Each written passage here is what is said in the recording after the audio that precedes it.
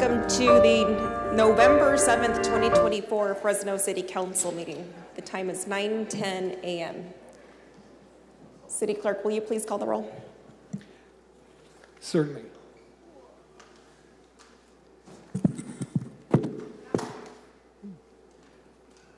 Councilmember Arias.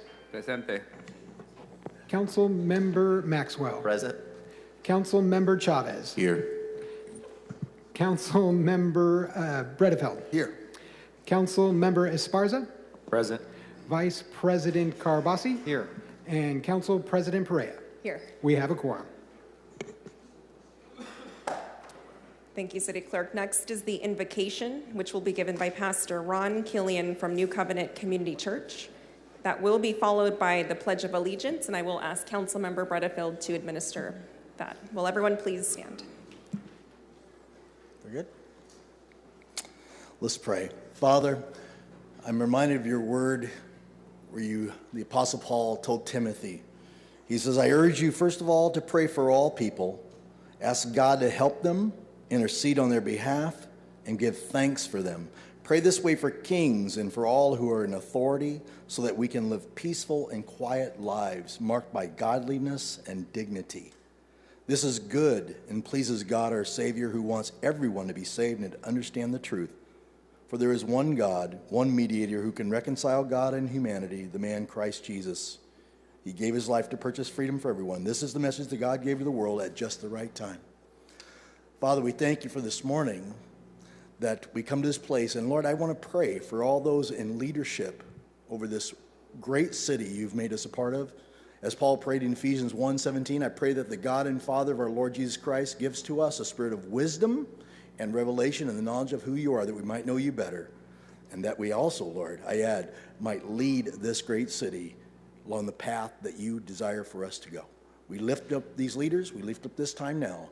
In Jesus' name, amen. To the flag of the United States of America and to the republic for which it stands, one nation, under God, indivisible, with liberty and justice for all.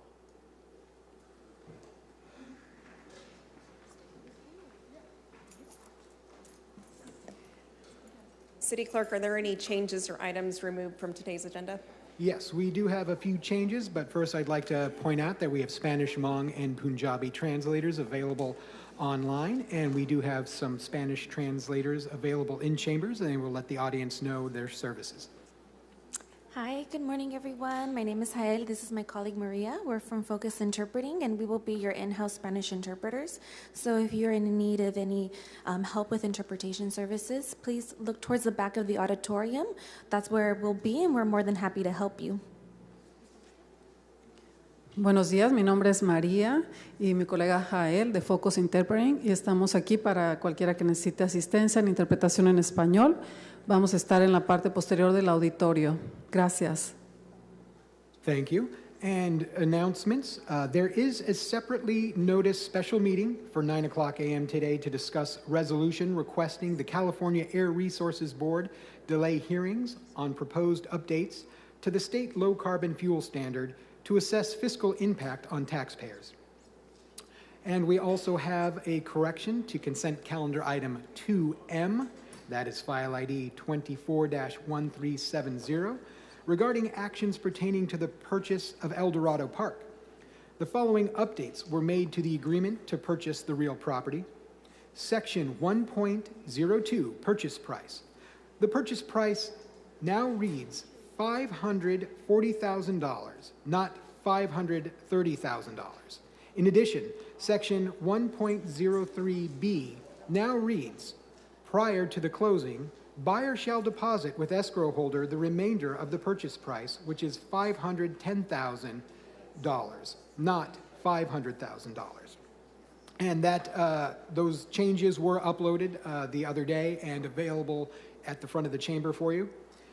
We also have consent calendar item 2N. That is file ID 241533, regarding a bill adding Chapter 10, Article 26 to the Fresno Municipal Code entitled the Sidewalk Vending Ordinance. The sponsors for this item should be updated from City Council and read Council President Perea, Councilmember Arias, and Councilmember Chavez. Also for consent calendar item 2N, Councilmember Arias intends to motion to amend the violation provisions of Section 10-2606 as follows. A second violation would be punishable by a fine not exceeding $25. A third violation would be punishable by a fine not exceeding $50. And a fourth and subsequent violation within 1 year would be punishable by a fine not exceeding $100. Additionally, egregious repeat offenders are subject to the maximum allowable fine under state law. So that motion, if approved, will be included, if included by the motion maker. Items removed from the agenda. We have consent calendar item 2A, that is file ID 24-1479, regarding actions pertaining to a grant agreement between the City of Fresno and Cal Recycle. This item was removed from the agenda with the return date to be determined by staff. And then we also have consent calendar item 2D. That is file ID 24-1483 regarding a resolution authorizing the submission of a grant application of up to $20 million to the EPA, Environmental Protection Agency. That item was moved to the November 21st agenda by Council Member Arias. And finally, we have items moved to the contested consent calendar for further discussion.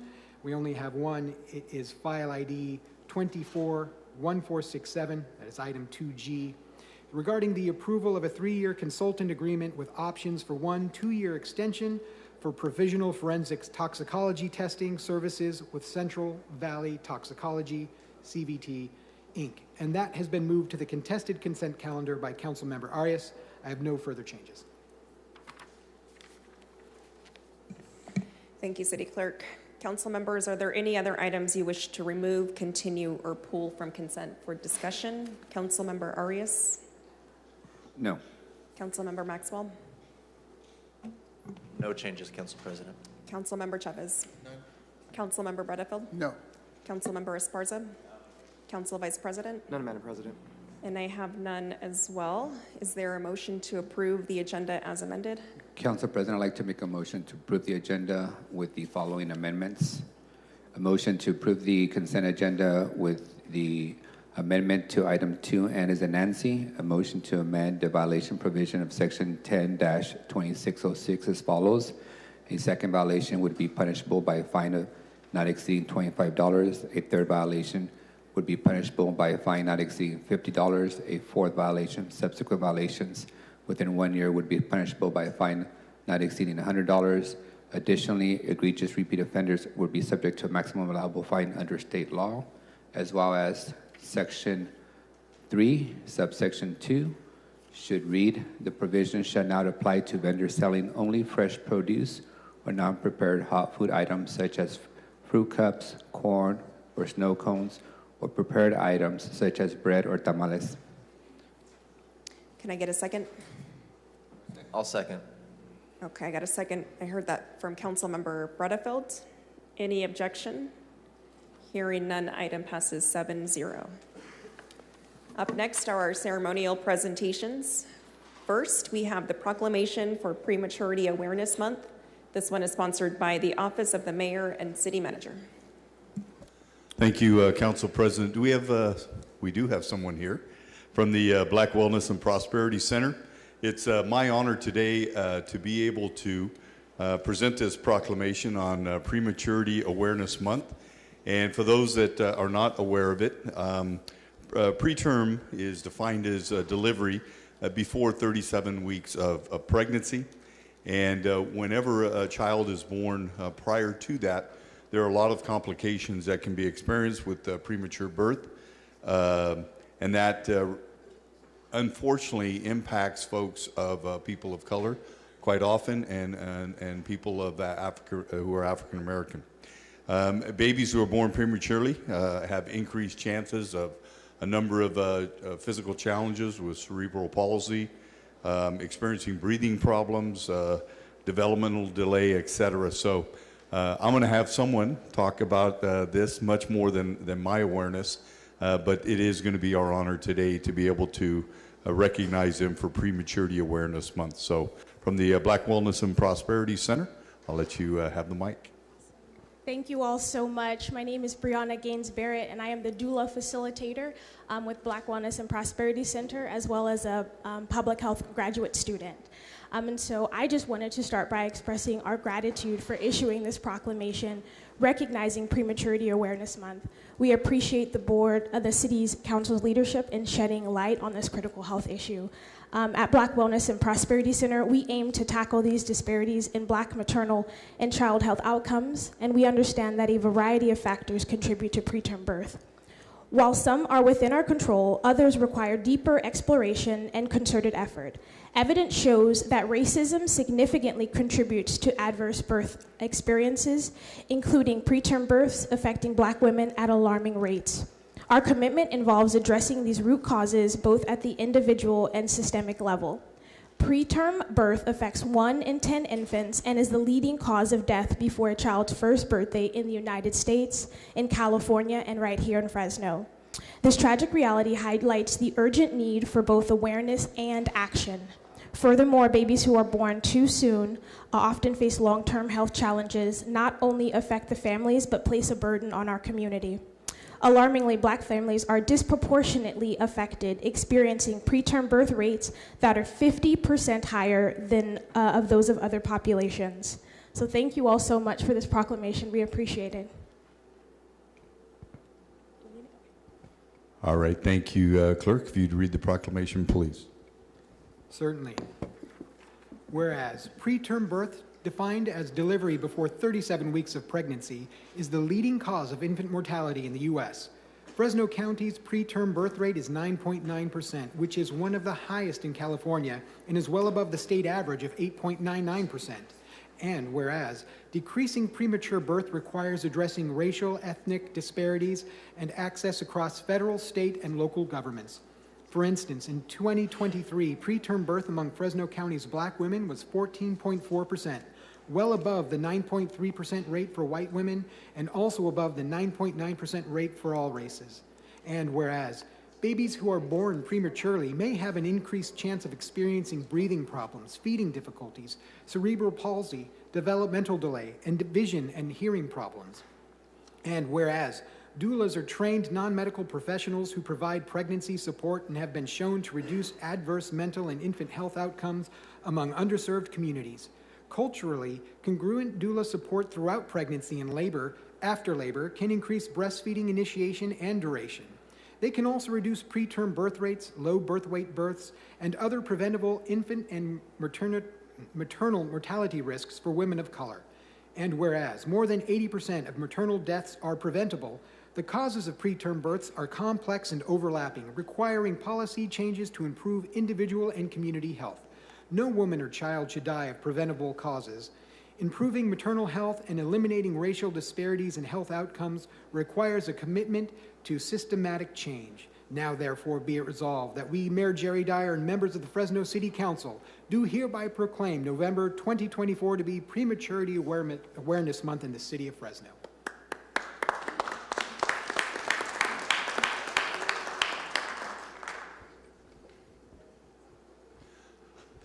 And next, we have our pet of the month from our animal center. If you would please bring up Flash. Flash is a one-year-old male husky mix, and the reason we do this, for those of you who don't know, we have our own animal center, thanks to the support of this council, and we have a lot of our pets out there, both dogs as well as cats, and the goal is for us not to warehouse them. The goal is for us to take them in, to do spay-neuter, to microchip them, and then to find a home for that animal. And we want to say thank you. This is National Animal Center Awareness Month as well. And so we want to say thank you to all of those who do an incredible job of fostering our pets, et cetera. So to tell a little bit more about Flash, I'll turn it over to you.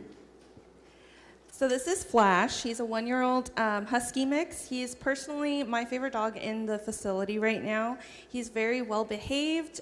He's very calm-mannered, kind of opposite traits of what you would expect in a husky.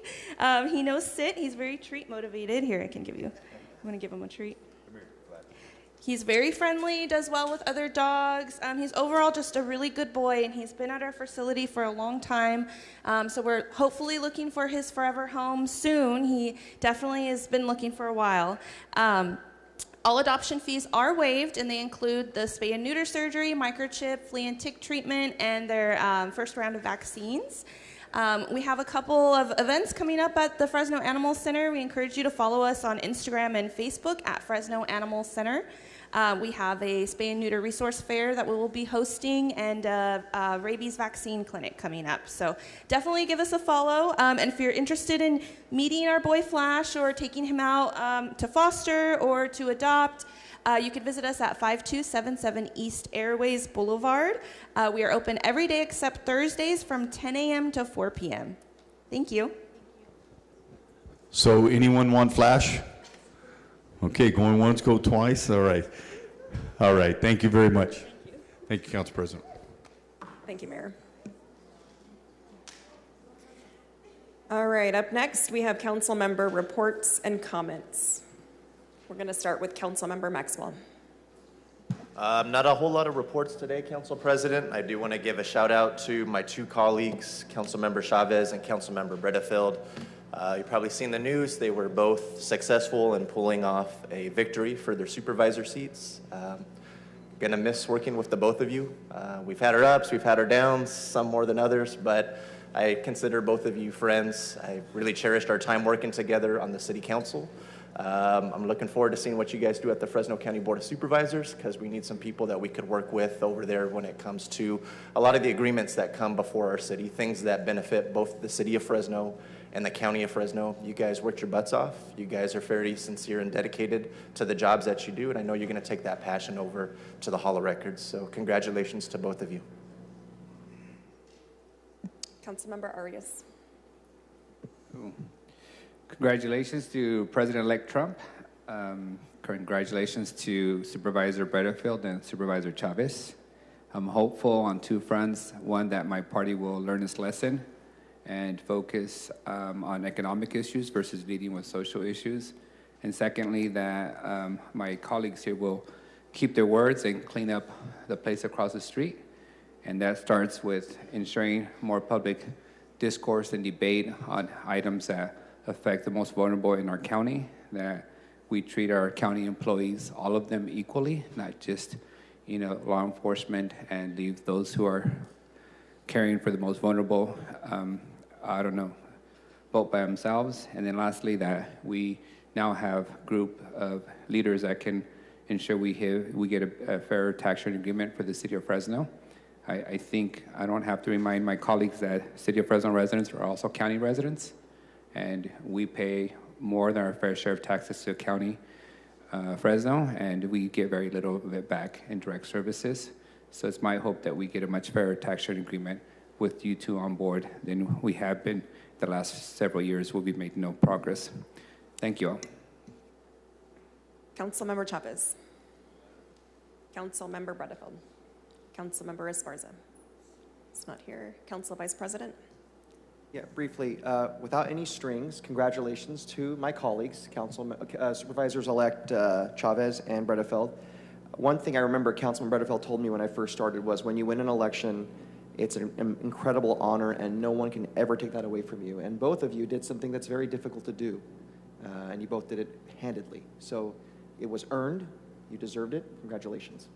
Thank you. Thank you, Council Vice President. And I, too, will extend my congratulations to the two of you. And in the short time that I have had to work with you both, I think we've passed some very meaningful legislation for the Fresno residents. And I do look forward to working with you in your new capacity at the county. And then just one update. I want to thank all of the residents from District 1 who have opened their doors to myself and my team. If you do live in District 1 and would like to hold a neighborhood meeting to discuss issues that are you're currently facing within your neighborhood, to please go ahead and reach out to my office, and we'd be happy to help you host a meeting to bring your neighbors together and discuss issues that are currently impacting you and your neighbors. All right, we have been getting some inquiries regarding what are the next steps for filling a vacancy within the District 5 Fresno City Council office. And so I'm gonna ask our city clerk to give us a brief rundown on what that process will look like moving forward. Certainly. So if elected to the board, Councilmember Chavez may resign at any time prior to being sworn into the board, and his resignation will be effective upon receipt by the city clerk unless a different date is specified in the resignation letter. That's pursuant to our charter, section 305C. If the council member does not resign prior to being sworn in, he will forfeit his council seat automatically upon being sworn into the board. As soon as, council must declare the vacancy and by resolution call a special election to fill the seat, which must be held no sooner than 90 days after the declaration of the vacancy. And that's, again, pursuant to Charter 305B, D2.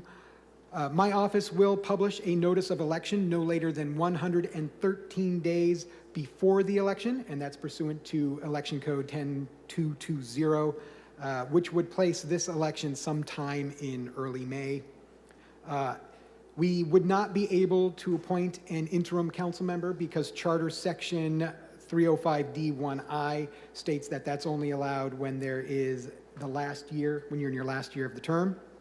And if the special election does not result in a majority vote for one candidate, council shall call another special election within 30 days of the certification of the election result, and the two candidates receiving the most votes shall be placed on the special ballot. That's Charter Section 305G.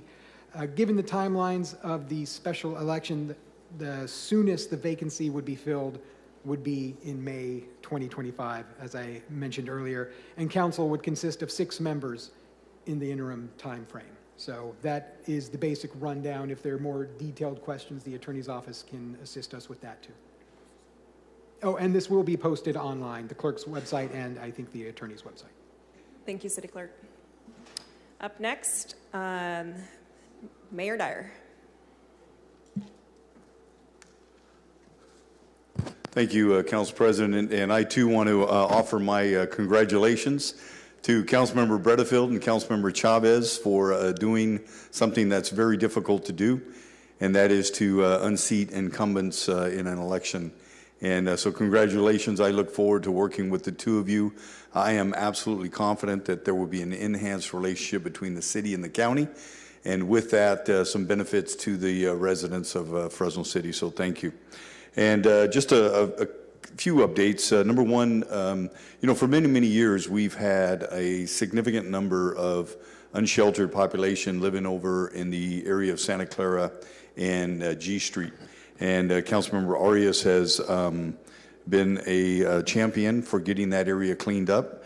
And this Friday, our homeless assistance response team, along with a number of our partners from the Poverello House and some of our other service providers were out there. We probably had about 50 or 60 employees to relocate the folks that have been out there for many years. Proud to say that 42 of them accepted shelter, and that area was not only cleaned up that day, pressure washed, street sweeper, sanitation crews took all of the property and much of the garbage that was out there. And to this morning, as of this morning, it remains clean, and it will remain clean as long as I'm the mayor. It's my commitment. Well, this Saturday, we also had Youth Service Day for Beautify Fresno. We had over 900 participants at from 25 different schools, locations throughout Fresno, cleaning up trash from 9 to 11. And then lastly, Councilmember Carbasi and I had the opportunity to go out to Sierra and Polk this week to look at our first foster youth home development, as well as our first modular home development in the city of Fresno, 96 units that are out there. And what's remarkable is the fact that each of those doors, with land cost and all development, is about $200,000 per door. I definitely think that's going to be a big part of our housing crisis solution in Fresno. And also, we broke ground in April for that project, and the first 56 units will be completed with folks moved in the first week of January, with the second 40 units being completed in mid-February. So remarkable program, and it's going to do much in terms of addressing our housing crisis, especially in terms of our foster youth, and that is the Welcome Home Project. So that's it. Thank you, Council. Thank you, Mayor. City Manager? Thank you, Council President. I have two announcements. One, we distributed the annual local hire summary report to your offices last week, and also to continue on the mayor's acknowledgement of National Animal Center Week. The City of Fresno and the Animal Center honors our staff's hard work and dedication. Every staff member, volunteer, and foster plays a critical role in our overall operations in caring for the animals that are in need. We are also very thankful for everything they do and would like to express our gratitude for our rescue partners, as well as our partners in our community throughout the country. With these partnerships, we can work to find a positive outcome for the animals in our care. Thank you. Thank you very much. All right, we're going to move on to our scheduled timed items. The first one is one that several of us are recused from. This is the 925 hearing to consider the initiation of the Tower District specific plan. So at this time, I'm going to ask Councilmember Arias to take lead on this item. And Councilmember Arias, if I may, just to make the record clear, pursuant to FPPC regulation 18705C, council members Arias and Esparza are participating under the legally required participation exception despite their conflicts based on real property. Thank you, legal counsel. I'll wait for my colleagues to be evicted before we proceed. All right. All right, with that, I'll turn it over to staff. Good morning. Adrian Azadorian Gilbert, Supervising Planner with the Planning and Development Department. We do have a short presentation this morning. It is a presentation similar to what we've provided. However, there are a couple slides that I do want to specifically call out as well. So we will focus on those first, and if you all would like me to give the rest of the presentation, I'd be more than happy to do so. I think we're just pulling up that presentation now. For the benefit of the public, after staff has completed the presentation, we will take it out for public hearing and public comment, after which we will bring it back to the dais for deliberation and for action.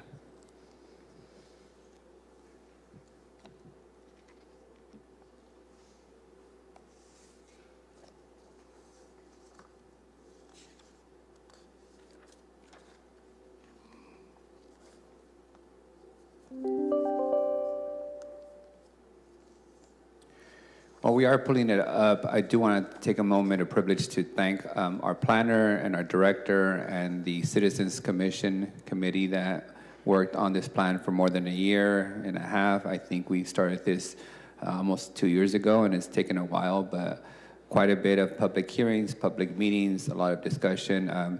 We have received all the public comment that the city staff received, and it has been submitted to the council as requested at the last meeting for the record. So if you emailed the city staff or sent a formal correspondence, the body has received your input.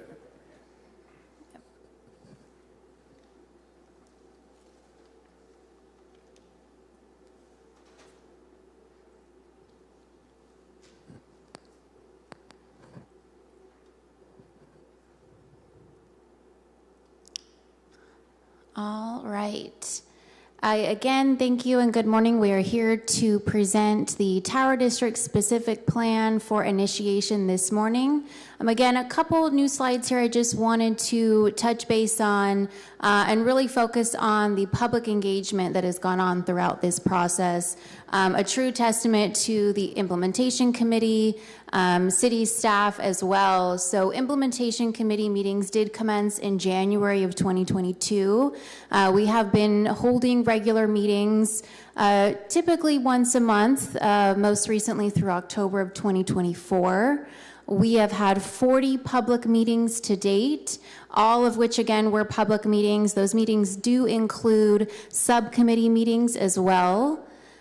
City staff did work on preparing a public outreach video, which was narrated by Pastor Booker T. Lewis, calling for folks in the Tower community to get engaged in this update process. Again, we also had a first-in-kind standalone city website specific to the plan update process. City staff distributed a public survey, which reached over 682 respondents. Also hosted 2 public workshops throughout the planning process, which reached over 330 public attendees. City staff regularly canvassed neighborhoods in the Tower area, sent mailers and letters to the community alerting folks of the update process in August 2023, February of 2024, and July of 2024 as well. Attended many pop-up events and worked on a fun public outreach campaign called Tower Rocks. And just to touch on some of the city council meetings as well, staff did present a workshop on the item to city council on September 26th of this year. Initiation was initially scheduled for October 10th of 2024, and the item was continued to today's city council meeting. And on our timeline here as well, so we are anticipating preparing an environmental impact report for this process. We do anticipate that would be released for public comment in the summer of 2025 and presented to the City Council in fall of 2025. And just to touch on some clarifying language here, wanted to provide some clarification on staff's recommendations as noted in exhibits I and J. So we have some explanations here as to what, you'll see staff recommendations, whether they said recommend with revisions, or comment noted, and do not recommend. So recommend in these instances, staff is recommending making the requested change as provided. Recommend with revisions, staff recommends making the requested change with minor revisions.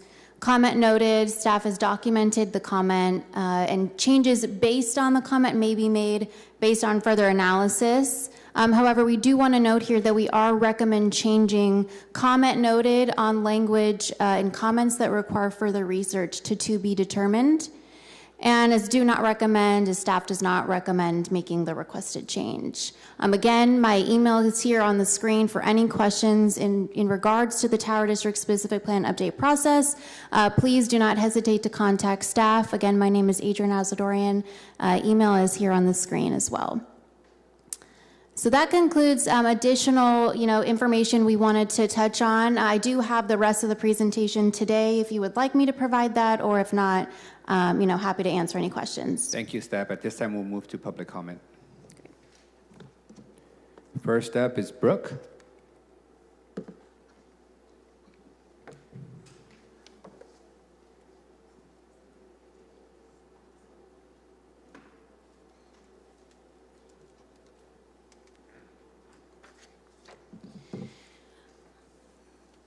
I'm going to talk about the Tower District Library branch that is needed by our community again.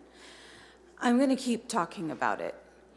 I'm going to talk about the fact that our community is underserved by a lack of green spaces, open spaces, and resources in general that could elevate our district. We need a Tower District Library, and I know full well that the City Council cannot make that happen on their own. It is a county matter. I am asking the city to back up the policy in the Tower District Specific Plan rough draft. I'm asking you to make it beefier. I'm asking you to make it apparent that the need is there and that you support it. It needs to get that support in order for it to succeed at the county level. It will be up to our county board of supervisors whether or not to support that as a project that Fresno County Public Library can then turn into a capital project, which will then be able to get funding to make it a reality, but it starts here. The community did the work. We got the policy into the rough draft. We need you to keep it there. We need you to make it beefier, make it better, make it known that you support this, so that when we take it to the Fresno County Public Library and the Fresno County Board of Supervisors, they know that it's not just the community, that it is the city too that supports this, that wants this, that wants to help the Tower District and the people who reside in it. Thank you so much. Thank you, Brooke. Next up is Kyle.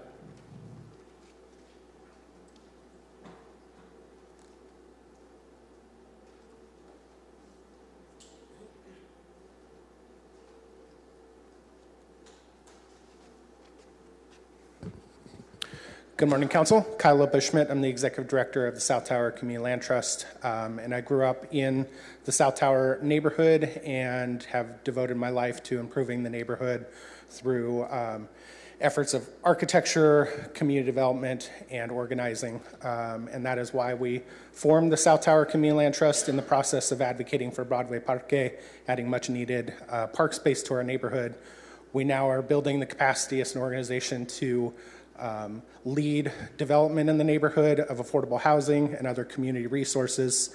We own our first property that we intend to devote to affordable housing, affordable home ownership, as well as we're in escrow to purchase a vacant lot at San Pablo and 180 to, again, further develop affordable housing and community amenities in the neighborhood. We've participated in this Tower District specific plan process, and what's very clear in a lot of the data that was presented is that there are significant health and inequities, health disparities and inequities focused in the south part of the neighborhood as well as some of the fringes around Blackstone. And it is really the clearest path to impact those inequities is through land use decisions. Your decisions today on the map to advance and the colors on that map will have very real implications on the health and prosperity of the neighborhood, and we very much want to be partners in that. And so what has been clear in this process, in South Tower, we have an impact of a concentration of industrial.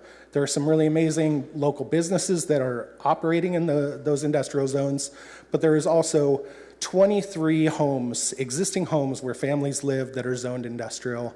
And there's been in my observation over the decades, this pressure for industrial to expand and take out existing homes in order to expand those businesses. And I think that is inappropriate, and we need to really look closely at how we put colors on the map and the impacts that those are going to have on both homeowners and low-income renters that live in those homes, existing single-family homes, duplexes, and apartments that are currently zoned industrial. So we're asking that all of those existing homes be reverted back to a residential or mixed-use zone. And there's also 3 sites that we see as prime locations for mixed-use development that we're recommending be changed from either industrial zoning or residential zoning to mixed use. One of those is the Central Valley Cheese Building, which is operated by, owned by Producers Dairy. We understand there's a plan to work with Radio Bilingüe on developing that into their headquarters in a community center. We totally support that idea, but a mixed-use zone could be appropriate for that. The other.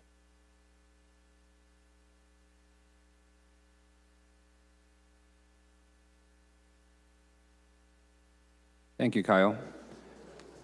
Can I submit these maps? Yes, please. Thank you. Next up, Hugo.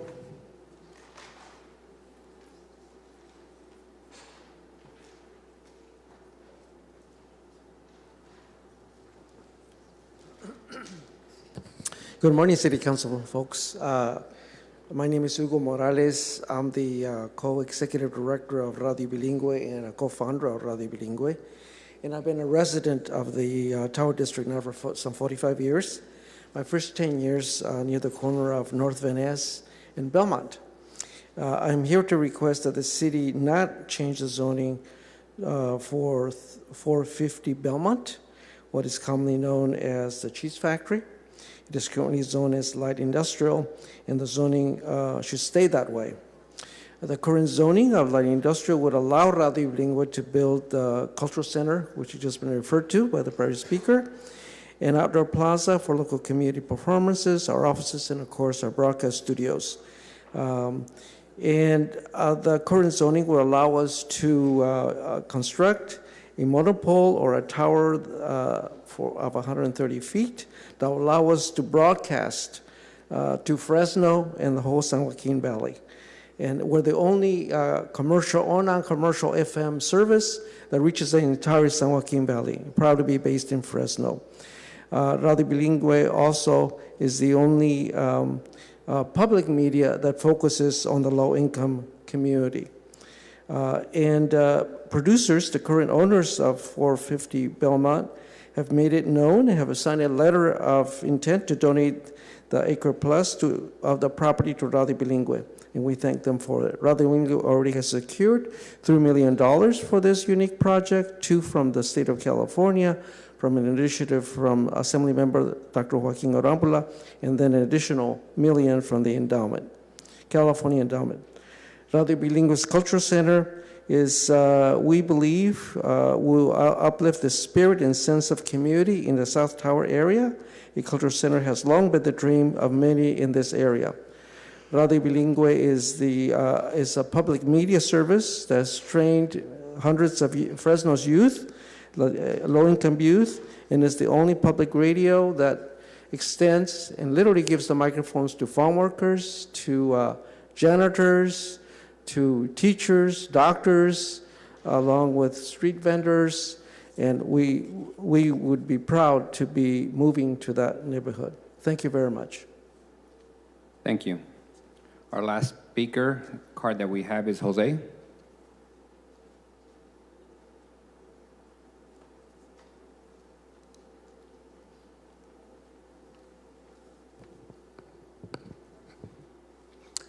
Good morning, council members. My name is Jose Moran. I'm the Director of Broadcasting for Radio Bilingüe. I'm the one responsible for making sure that all the PSAs, community announcements, musical, and news programs get on air. Radio Bilingüe offers musical programs in Spanish, English, and Mixteco. We broadcast across our own 26 stations in 5 states, as well as national affiliates and international partners. Most of our musical programs are conducted by volunteers from the community. As a matter of fact, I joined Radio Bilingüe as a volunteer in 1995, conducting a program that I continue to host today, Monday nights, 7 p.m., okay?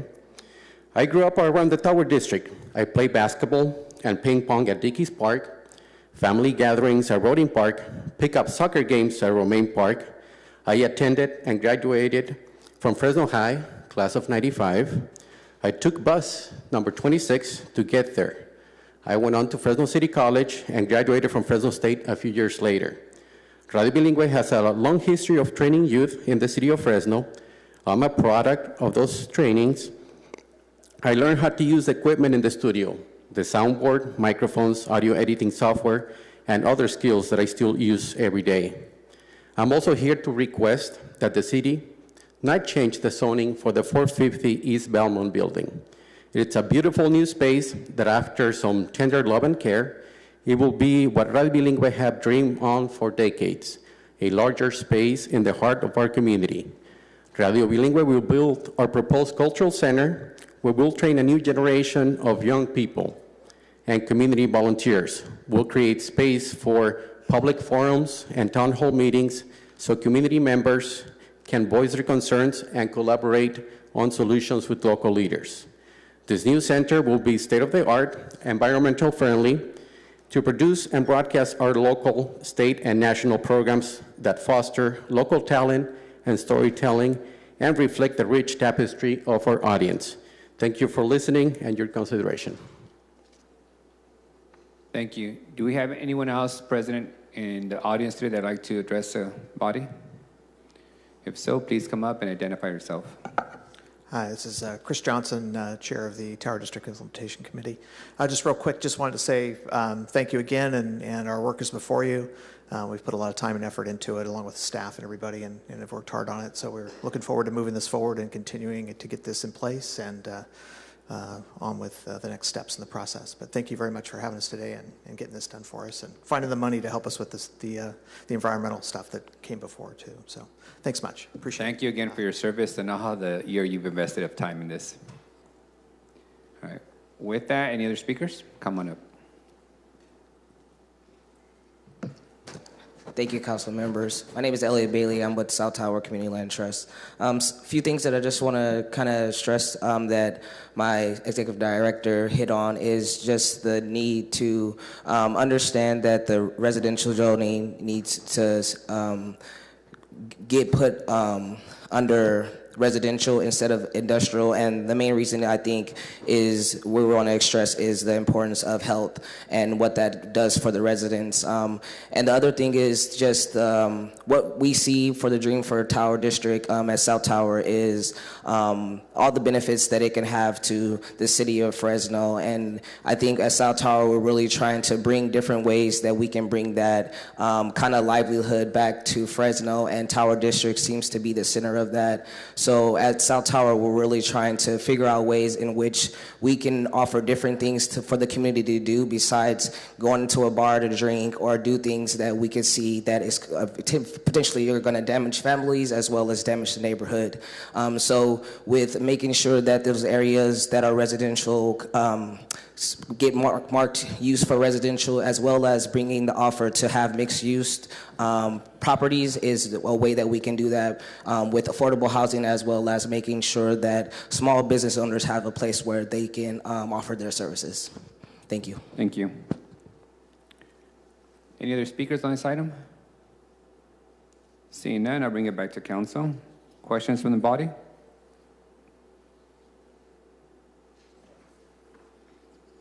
Anyone? Member Esparza? I'll reserve my comments for now. Okay. All right. I do have some questions for staff. You can come up. Again, thank you for all the time and investment you've committed to this process and this plan that will impact nearly 100,000 residents of our city. I wanted to ask a question. There was a speaker related to the county potential location for a library in this area. Is that currently in the plan? Does the necessary zoning allow for that kind of use? Yes, we do have zones within the Tower District specific plan area that do permit library uses. What kind of zoning permits that kind of use? Commercial Main Street, so all of our commercial zones do permit library uses. Great. You don't feel there's any additional zoning changes necessary for us to accommodate a future library? Based on the zoning that we do have and we are proposing, that would already accommodate library uses. So it's within the plan that's been submitted to us? Yes. My other question, as it relates to residential homes currently zoned industrial, can you provide us just some history? I'm assuming the homes were there before they got zoned industrial. And then my understanding of zoning is if the use continues, the current use, it would, continue as a residential. But at some point, it does expire if you stop using that space for that stated use. Is that the same thing when it comes to residential? Can residential continue even though the home is vacant for 3 months or 6 months for renovations or, ownership change? Would they be allowed to continue being a single-family residential home even though they're zoned industrial? That is correct, council member. So the legal non-conforming use section of the code does allow for the continued operation of an existing legal non-conforming use. If it ceases operation, it kind of depends on what the base land use district is as to how long it can retain that legal non-conforming use as unoccupied or vacant, but generally speaking, it's anywhere from 90 days to 3 years. So so let's think that through. We have a lot of instances in southern part of the city where a home becomes vacant. The owner was put in a home, it's in a trust, there's back and forth. Sometimes the city engages in receivership that takes several months to a couple years at times. So that home essentially becomes vacant for quite a long time.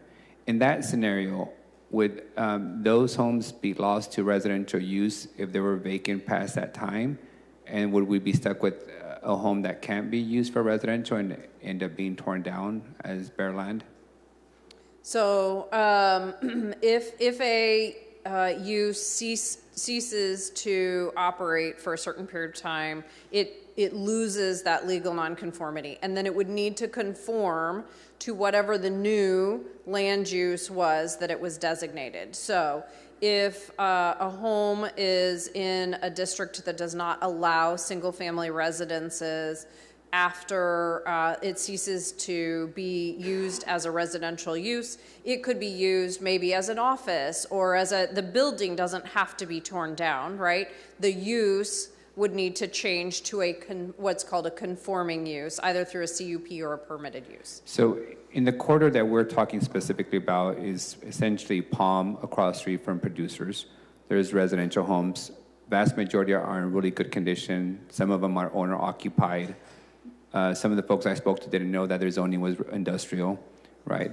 They've never been impacted by an ability to get a permit to fix a roof or things of that nature.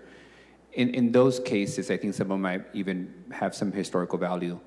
If they were to become vacant, the only potential use would be an industrial use. Is it light industrial or heavy industrial? It's currently, there are a handful of properties along Palm that are currently zoned light industrial. As long as it's a permitted use in the light industrial district, it doesn't have to be industrial. Again, it could be an office, it could be a commercial, some kind of commercial use that is a permitted use if it became vacant. Is residential a permitted use under light industrial? No. So we would lose them as a residential unit. Use, correct.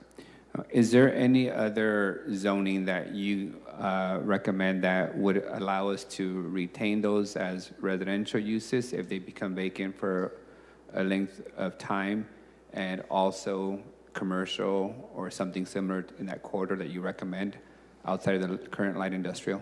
So what I would say, Councilmember, if you would like for that to be evaluated as an alternative in the environmental impact report, that the recommendation be for staff to identify a compatible use that would allow for all of those uses along with the residential use that currently exists, and then that would be evaluated as an alternative to the land use plan in the environmental impact report.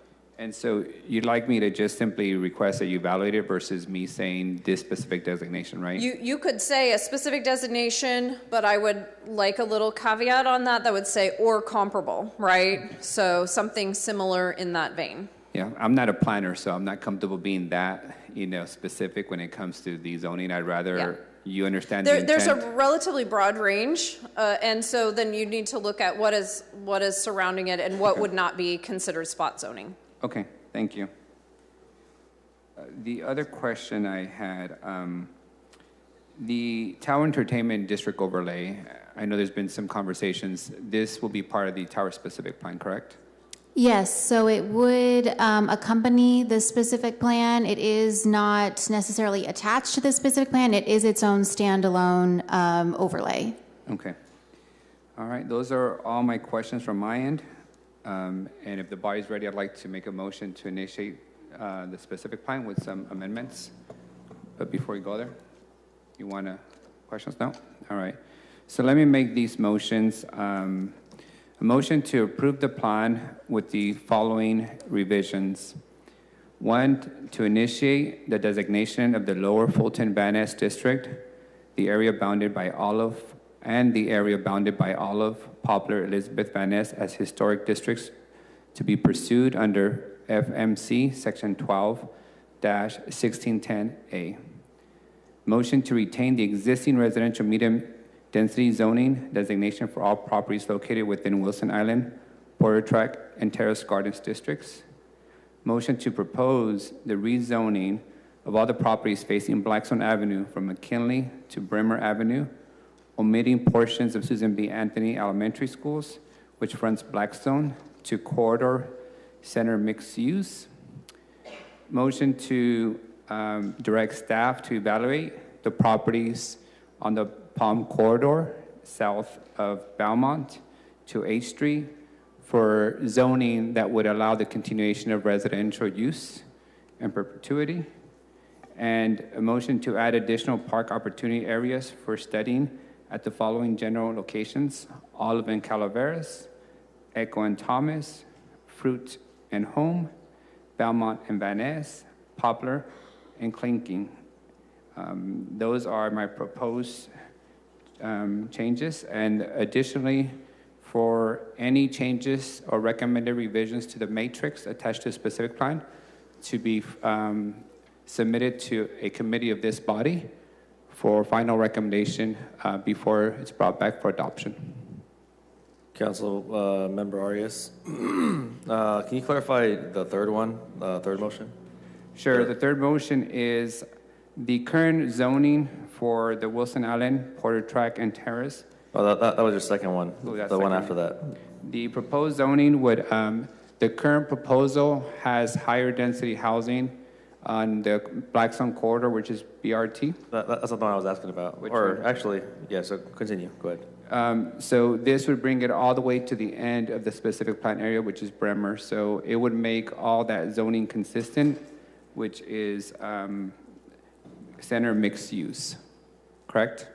Yes. Yeah. So the current center mixed use zoning stops at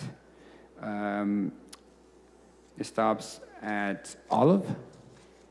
So it would bring that from Olive to Bremer, which is the end of the physical boundary of the plan. Yes, so right now, that corridor center mixed use we are proposing it would run from Clinton to McKinley. So based on this motion, it would continue from Clinton all the way down to Bremer. Correct. Fronting Blackstone. Okay, I don't think I'm going to be in a position to second that exact motion with all of those different, some of them I like the idea, some of them I'd like to hear more from the community on some of these. Park opportunities, great. Going up to the historic district, I mean, is there any role that the Historic Preservation Commission would have to play there? Just because I haven't heard anything about in the plan, we would identify the areas, and then they would ultimately go to Historic Preservation Commission for approval before they come to a full body for final approval. Is that correct in terms of process? Yes, they would need to get referred to the Historic Preservation Commission. Okay, and then your second recommendation about reverting the Porter Tract, Wilson Island, and the Terrace Gardens. Looks like, just reading through the materials, and that those are proposed via community feedback. So I would not second those changes either. Can you elaborate a little more on just the one after that, the one I had asked about, sort of the reasoning behind that? Which one? The one that you described earlier, that you explained, sort of more of the reasoning. Mixed use, the center mixed use zoning? Yeah. Sure. So if you look at Blackstone, the whole corridor is a BRT corridor. The plan has us increasing the density, for higher density, from Clinton to Olive. From right now, it's from Clinton to McKinley. From Clinton to McKinley. I see it, yes. So my proposal is to just finish that off and go from McKinley all the way to Bremer, which is the end of the plan, so that it is consistent. The only exemption is that it's also the location for Susan B. Anthony, so we would not be rezoning Susan B. Anthony. It's public use already. But essentially to make it consistent that there'd be high density housing along the whole corridor of Blackstone all the way to Bremer. So we'd increase our number of potential housing units across that area. Yeah, which has been one of the major feedbacks from the public, was that they wanted more housing and more density. And I feel the best place to get that more density is in that BRT corridor that we stopped at McKinley in the proposed plan. From staff, is there, does staff have a position on that proposed change? Or was the kind of reasoning between switching off from corridor to neighborhood as we went south of McKinley? Any changes we would evaluate as part of the environmental analysis process, so we will include that in our analysis to continue that change to CMX from McKinley to Bremer. We focused along this corridor here initially from Clinton to McKinley to have that higher density. It's adjacent to Fresno City College as well, but we will analyze that extension as part of the environmental analysis. All right, and then Councilmember Arias, the one after that, there was 5, I think. What was the one right after that you had made? It's the properties, the residential properties across producers. They're currently zoned industrial. So the motion would be to ask staff to evaluate zoning that would allow them to remain residential as they have been in their current use in case that they ever become vacant for a long period of time so that they don't lose their ability to remain residential properties. So there is no specific recommendation for zoning at this time. So within this process, the evaluation would not be a commitment to making the changes. It would just be an evaluation. It would be an evaluation that would come back to this body for final adoption when they bring the full plan. So they might bring it back as mixed use. They might bring it back as remaining light industrial. They might bring it back as R1 or whatever other options there is. Yeah, and just to follow up on your question about a commitment to rezoning. So all of these motions, right, this now goes along with the entire package to be environmentally analyzed. You are not making a commitment until you have a final vote, which would be sometime next year. So you still have an opportunity to say, you could evaluate and then come back later and say, yeah, after the evaluation, we've determined that, we want to keep what's there rather than going with the alternative that's being proposed today. All right, thanks, Director. Yeah. And if I may, Member Esparza, my rationale on retain the existing residential medium density in the historic neighborhoods is, as you know, these historic neighborhoods tend to have the biggest physical lots in the Tower District. Right now, they have been for decades, medium density zoning. The plan did recommend going to medium low density, which would result in loss of units in the Tower specific area. And it would essentially send a message that we are protecting the biggest physical lots in the district from higher density when they're probably the best equipped to add an ADU. Now, there is state legislation, staff can confirm, already allows for these lots, irrespective of zoning, to add additional density. So for me, that isn't a hill to die on. I'm happy to remove it because state law already allows for those homes to add additional density. My only goal was to be consistent, that the whole area have the same zoning density, so people understand what they're moving into if they choose to move into a Tower District. Can you confirm that state law allows for that density? Yes, that is correct. There are state laws as it pertains to lot splits, SB 9, and state laws which do permit accessory dwelling units and junior accessory dwelling units within single-family zoning. So if you like, I can withdraw that and default to state law that already allows it, or we can keep it. What's your preference? Yeah, my preference would be, we're not committing to any of these today, we're just initiating. I'd be open to at least exploring 1, 3, 4, and 5 with respect to the 2 historic districts and Terrace Gardens. I'd support the motion if we removed that component. Okay. So I will amend my motion to remove the motion to retain the existing residential meter density at the designated properties Wilson Island, Porter Track, and Terrace Gardens, and default to state law. I'll go ahead and second the motion then, without that component. And just to be clear, these motions to amend, we're allowed to make them all at the same time, but we should be voting on them in series in the order made. So yes, I will take them one by one after the discussion.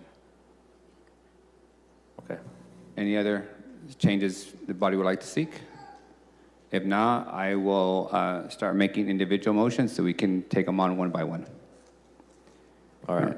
All right, a motion to initiate designation of Lower Fulton Van Ness District and the area bounded by Olive, Poplar, Elizabeth, and Van Ness as historic districts pursuant to Fresno Municipal Code Section 12-1610A.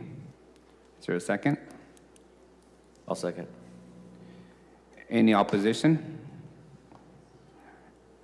Second motion then is motion to propose rezoning all properties facing Blackstone Avenue from McKinley to Bremer, omitting the portion of Susan B. Anthony Elementary School, which fronts Blackstone, to quarter mixed use. Is there a second? I'll second that. All right. Any opposition? Can you clarify that boundary again, Councilmember? Sure. I'm not as familiar with this It neighborhood is as you Blackstone Yeah. from McKinley to Bremer. Bremer is a couple of streets before Belmont, which Bremer is the most southern part of the Tower District specific plan area. This is just applicable to Blackstone Avenue? Yes. Okay. And to specifically the west side of Blackstone, because that's where the plan ends, not the east side. Okey-dokey. All right, there's second. Any opposition? All right. Next motion is to direct staff to evaluate an alternative zoning for the properties along Palm Avenue, south of Belmont to 8th Street, which would allow the existing residential housing to remain in perpetuity. Is there a second?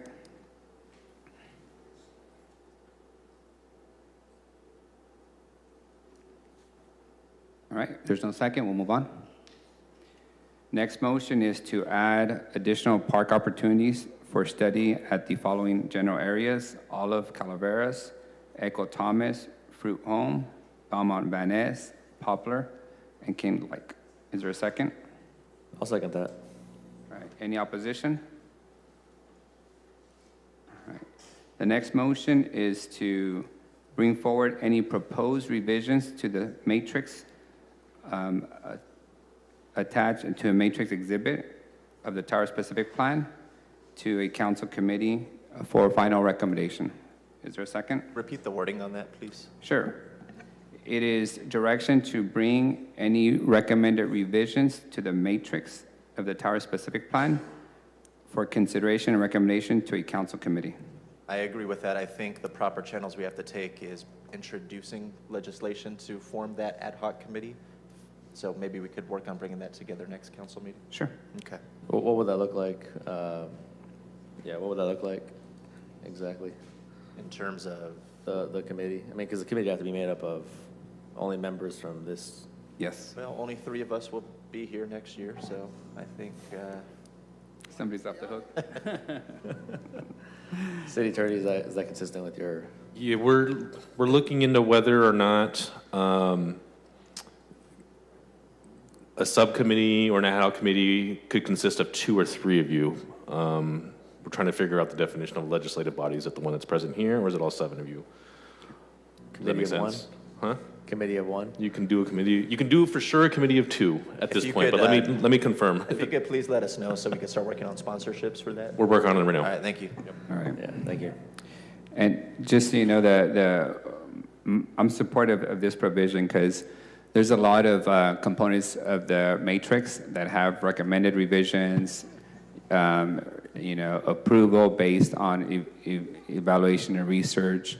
So there's a lot of lack of definition at this point because staff has to do quite a bit of research to assess each of the recommendations by the committee. So we want to make sure we get a legislative body to view those before they are incorporated into the final plan.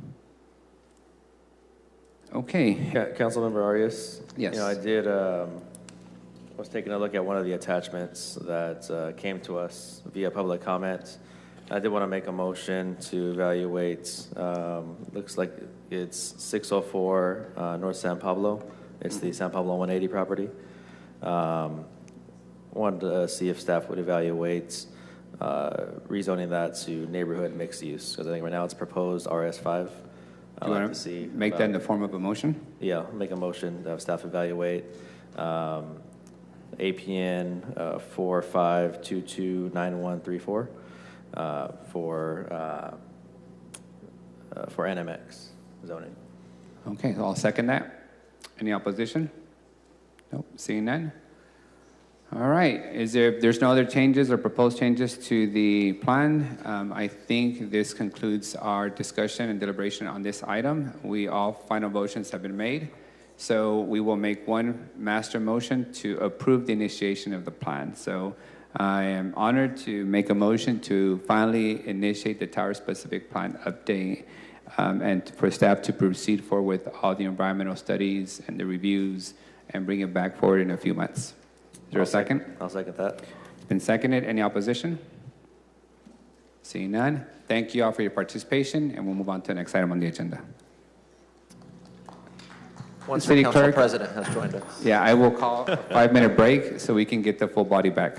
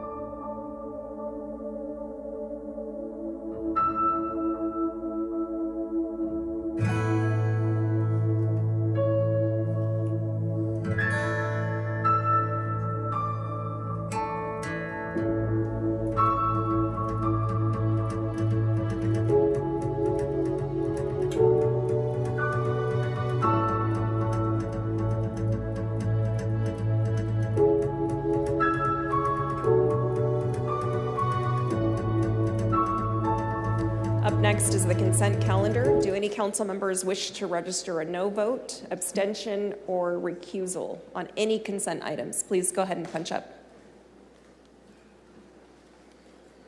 See none, we are now going to take public comment on all consent, including contested consent items as well as closed session items. Each speaker will have 3 minutes.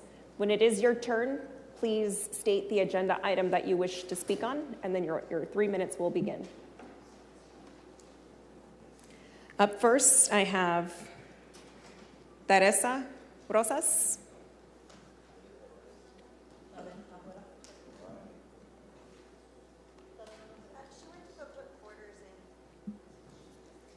I have Maria de Leon. Sorry, they all went to recorders. Yes. Thank you.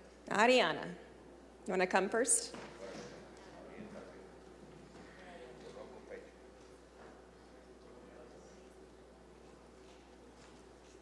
Good morning. Good morning, council members. My name is Ariana Martinez Lott, and I'm here to speak about the street vending policy. I'm a resident of District 7, and during my time working with Councilmember Arias, I saw this very council set a historic precedent for the way in which a city can partner with a community that has been historically disenfranchised, been victims of deadly acts of violence, and has been cast aside from the formal economy. And I do believe that the city can continue to be innovative in the way in which we can go about this type of policy in researching existing best practices throughout the state, instead of moving forward with a policy that primarily is looking at street vendors as a nuisance needing to be regulated. While we recognize that the vendors advocated for changes that made it into the final policy, thank you, Councilmember Arias, for sitting with them to make those changes, and Council President Analisa Perea for sitting with the with the vendors and further understanding their realities. Those changes that the vendors made ultimately were just to minimize the detrimental collective impact of this policy. This policy was rushed and had very little proactive and meaningful engagement with the larger street vending community. There is already a separate set of procedures for food trucks under FMC, and just like restaurants require a CUP when they sell alcohol, we know that we can make policies and procedures that take into account the diverse needs and operations of our street vending community. For those who are cooking foods in the outdoors, and for the vendors who are selling prepackaged and pre-cooked foods. And just like you all started discussing the uniqueness of an overlay for the Tower District in this Tower District specific plan, we can also develop a policy that takes into consideration the unique needs and challenges of an entertainment district such as the Tower District. The fines are highest allowable under state laws, starting from $100 and going up to $500, when the majority of the street vendors here today, on a good day, are making less than $100 a day. And that's not taking into consideration the money that they're investing in purchasing the products. With so many special events permits that the city issues, we're leaving roaming street vendors vulnerable to unintentionally violating this policy with the 200-foot restriction. We have asked for documentation on citywide health.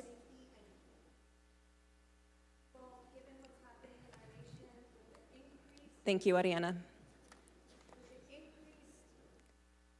Thank you, Ariana. Up next, we have Rita Ortega.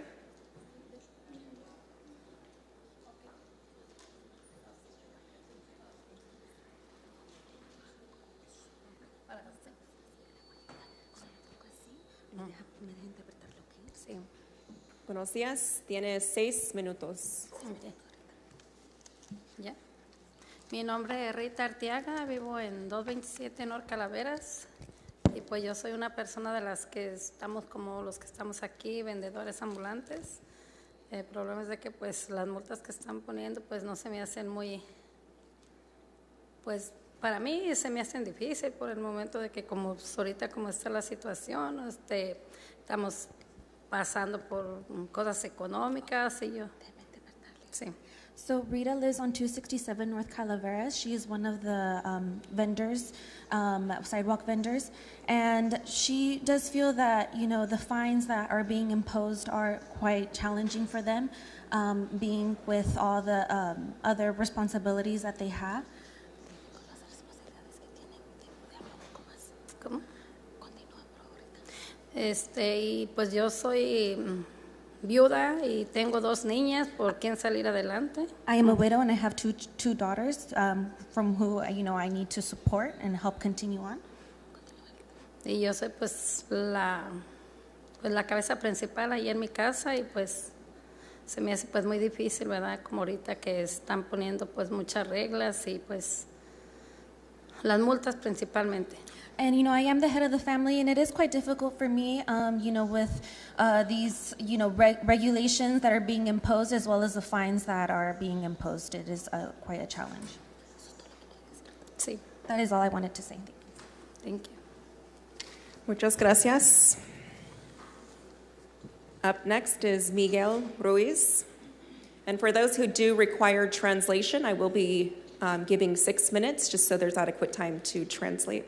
Y para quienes quieren interpretación, les van a dar 6 minutos para dar tiempo para que les ayude, ¿ok?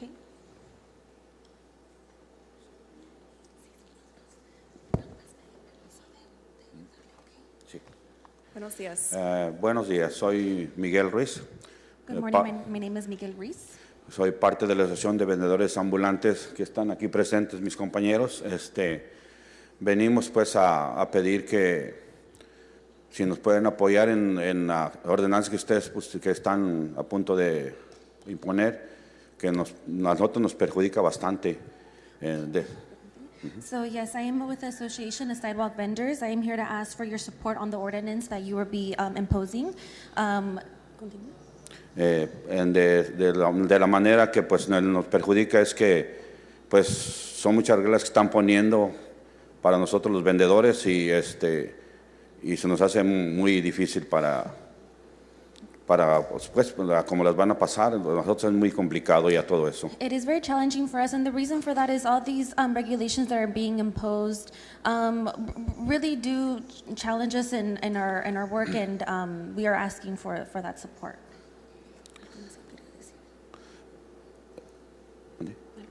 Okay.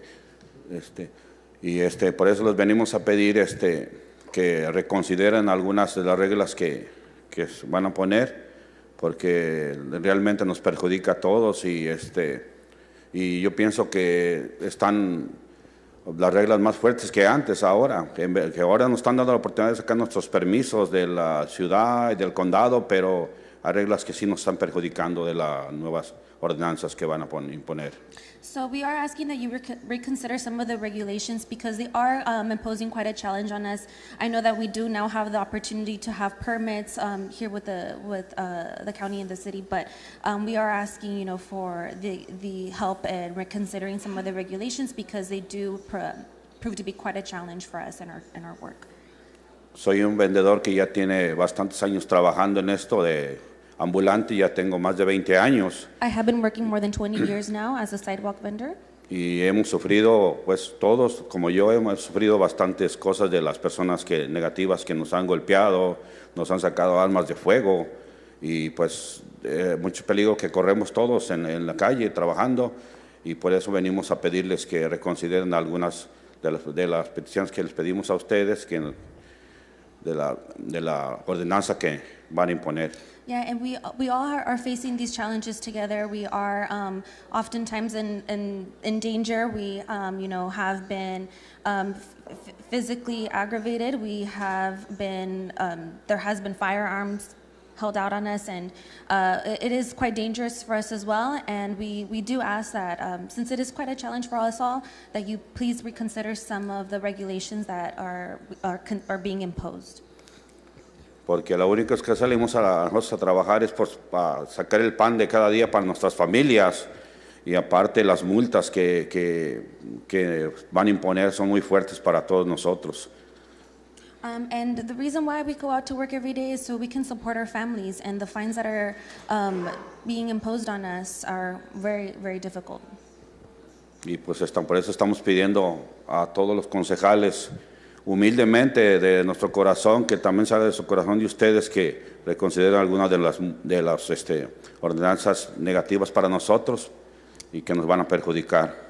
And we do ask all of council members from the bottom of our heart to please look into your hearts and reconsider these fines and these regulations that are being considered, and if you could please, look into your hearts to help us. Y muchas gracias por escucharme. Thank you so much for hearing me. Muchas gracias, Miguel. Up next is Alma Gonzalez.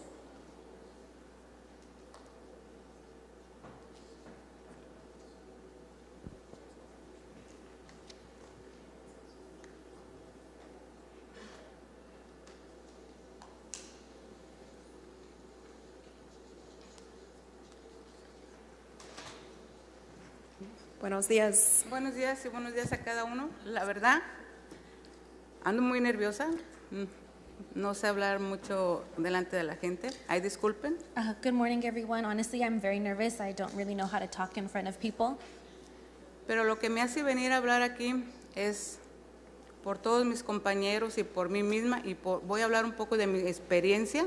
But the reason why I'm here to speak to you all today is I'm speaking here for my colleagues. I'm here to speak for myself, and I want to tell you a little bit about my own experience. La mayoría nomás son vendedores de elotes, de raspados y doritos. A lot of us, we sell elotes, raspados, doritos. Nadie de los que están ahorita ni los que vienen son vendedores de comida, de carne, ni personas que dejan cochinero en ningún lado. Most of us here who are present, we don't sell, meats, we don't leave trash all over. Pero otra cosa, a los que ya nos han dado permiso, nos quieren poner para un lado arrinconados donde no haya gente y que estemos en peligro de que nos vayan a pasar algo por estar arrinconados, y donde el vandalismo, todo eso va a estar viendo, y eso también no queremos, que si tenemos permiso, ¿por qué nos van a mandar en un lugar donde no hay gente y estemos arrinconados? But another thing here, those of us who have permission to sell, they want to put us in a corner. They want to put us in a corner where we are going to face dangers. There's a lot of vandalism, and I wonder why are we being put in a corner where we are going to be facing those challenges? Lo que están haciendo con tantas leyes que no están aplicando, es que no está bien para todos, la mayoría que hacemos todo esto, porque la mayoría, si se aplican todas esas leyes, la mayoría va a estar escondiéndose de ustedes, de la ciudad, y entonces vamos a estar, okay. Yeah, and with the laws that are being imposed, truthfully, a lot of us, what it's going to make us feel is the need to hide from you guys with the laws that are being imposed.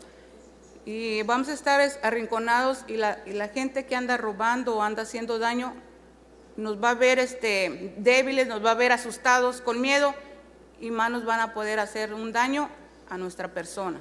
We're being pushed to a corner, and those people who or with bad intentions are going to see us scared, nervous, in a corner, and we will therefore be put in a more dangerous situation where we could face a lot of dangers. Yo también vengo en apoyo porque toda mi vida aquí he tenido 2 trabajos, tengo 40 años, descuidé a mi familia por estar trabaje. Di todo lo que di en los restaurantes, en el field, en todo donde yo he trabajado. Por eso es que me da gusto la gente que trabaja así, porque tiene chance de atender a sus hijos y a su familia. Another thing is I have given so much of myself for 40 years. I've worked very hard. I've worked in the restaurants, I've worked in the field, and sadly because of that, I didn't have as much time for my family. And I really do admire people who do this work, because this work permits them to also be with their families. Okay, también no es mucho lo que se gana en todo lo que hacemos. Another thing, we don't earn a lot with what we do. No somos personas que le vamos a quitar el negocio, el trabajo a los restaurantes que venden bastante. We're not the type of people who are going to take business away from restaurants who make a lot of money. Y además no estamos en tiempo de calor, no estamos en sombrita, no tenemos aire acondicionado. We're not in when it's hot outside, you know, a lot of times we're not in the shade. We don't have AC. En tiempo de invierno también es un frillazazo. In the winter time it's extremely cold as well. Y aún así todavía se tiene que andar uno cuidando que si estás bien o no estás bien, o que vengan los de la ciudad a traumatizarte, a reírse de uno, a burlarse de uno, porque así lo hacen. And then we're over here saying, are you okay? And then we have the city coming to see us, and they really do traumatize us. They laugh at us. Todo esto de las multas también para mí se me hace muy elevado, porque en realidad, como otra vez les digo, si ustedes se pusieran a pensar y a mirar que no ganamos demasiado, nomás se acaba para la renta poco, para la luz, y se acabó el dinero. And honestly, these fines are quite extreme for us. If you were to see us and how we're doing, we don't make that much money. We barely make enough to pay our rent, to pay our light bill. Y es nomás, quiero que esas leyes que quieren imponer o aplicar, no aplicaran para todos en general los que vendemos todo esto. And that's really what I want to make known, that these laws that are being considered that you might be imposing, it should not be imposed to all of us as a group in general. Y para la gente que trabaja para la ciudad, que hablaran con ellos, que no se burlen de uno, que no se rían de uno, que no nos hablen como que no somos nada. Todos somos seres humanos. Todos trabajamos por nuestra familia, por nuestros hijos, ustedes de una forma, nosotros de otra forma. No lo hacemos para volvernos millonarios. Nosotros no nos hacemos millonarios ni ricos con lo que hacemos. And then I just ask that those who, work for the city, please tell them not to laugh at us. We are just here to work just like everyone does. We're here to work for our family, to provide for our children. We're not here to become millionaires. That's not what's going to happen. And just to see us all as human beings, because that's what we all are. We're all just human beings. Bueno, yo creo que ahorita es todo. Podría decir muchas cosas, pero yo sé que no es tiempo y está bien así. I think that's everything I wanted to say. I could say so much more, but, time isn't, we don't have the time for that, so thank you so much. Y muchas gracias por ponerme atención y ponernos atención y tener tiempo para nosotros. Thank you so much for paying attention. Gracias, Alma. Up next, Domingo.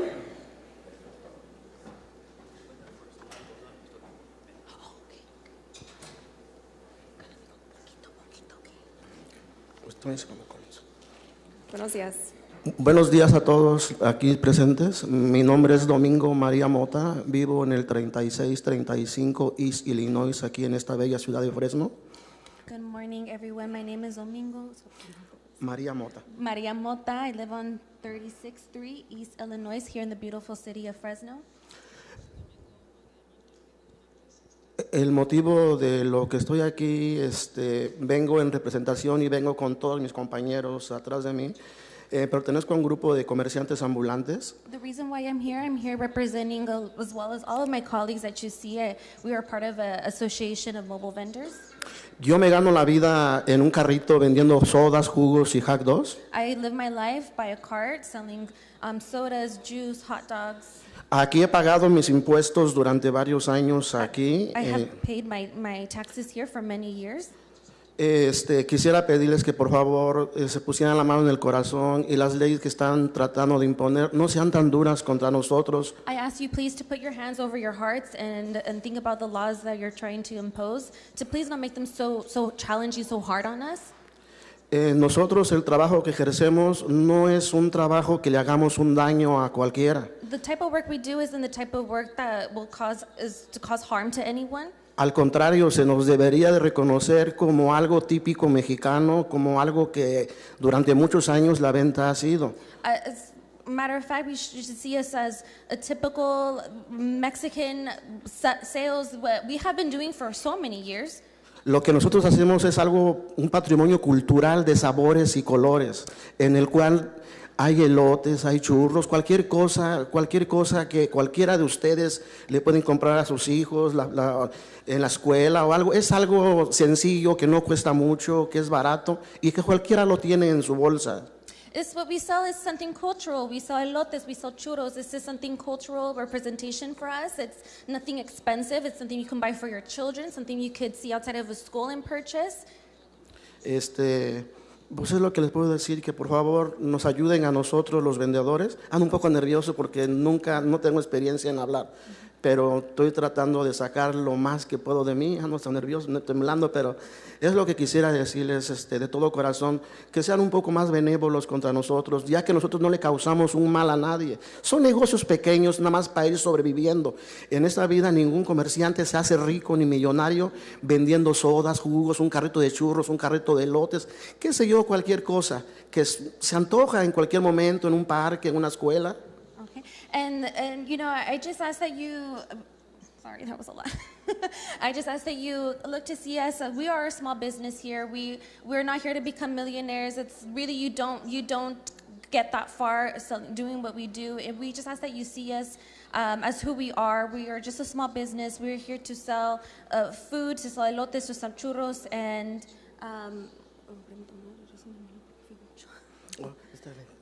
so, you know, I am quite nervous because I've never had to speak in front of people. So, you know, I'm shaking a little bit, but I just ask that you consider us that way.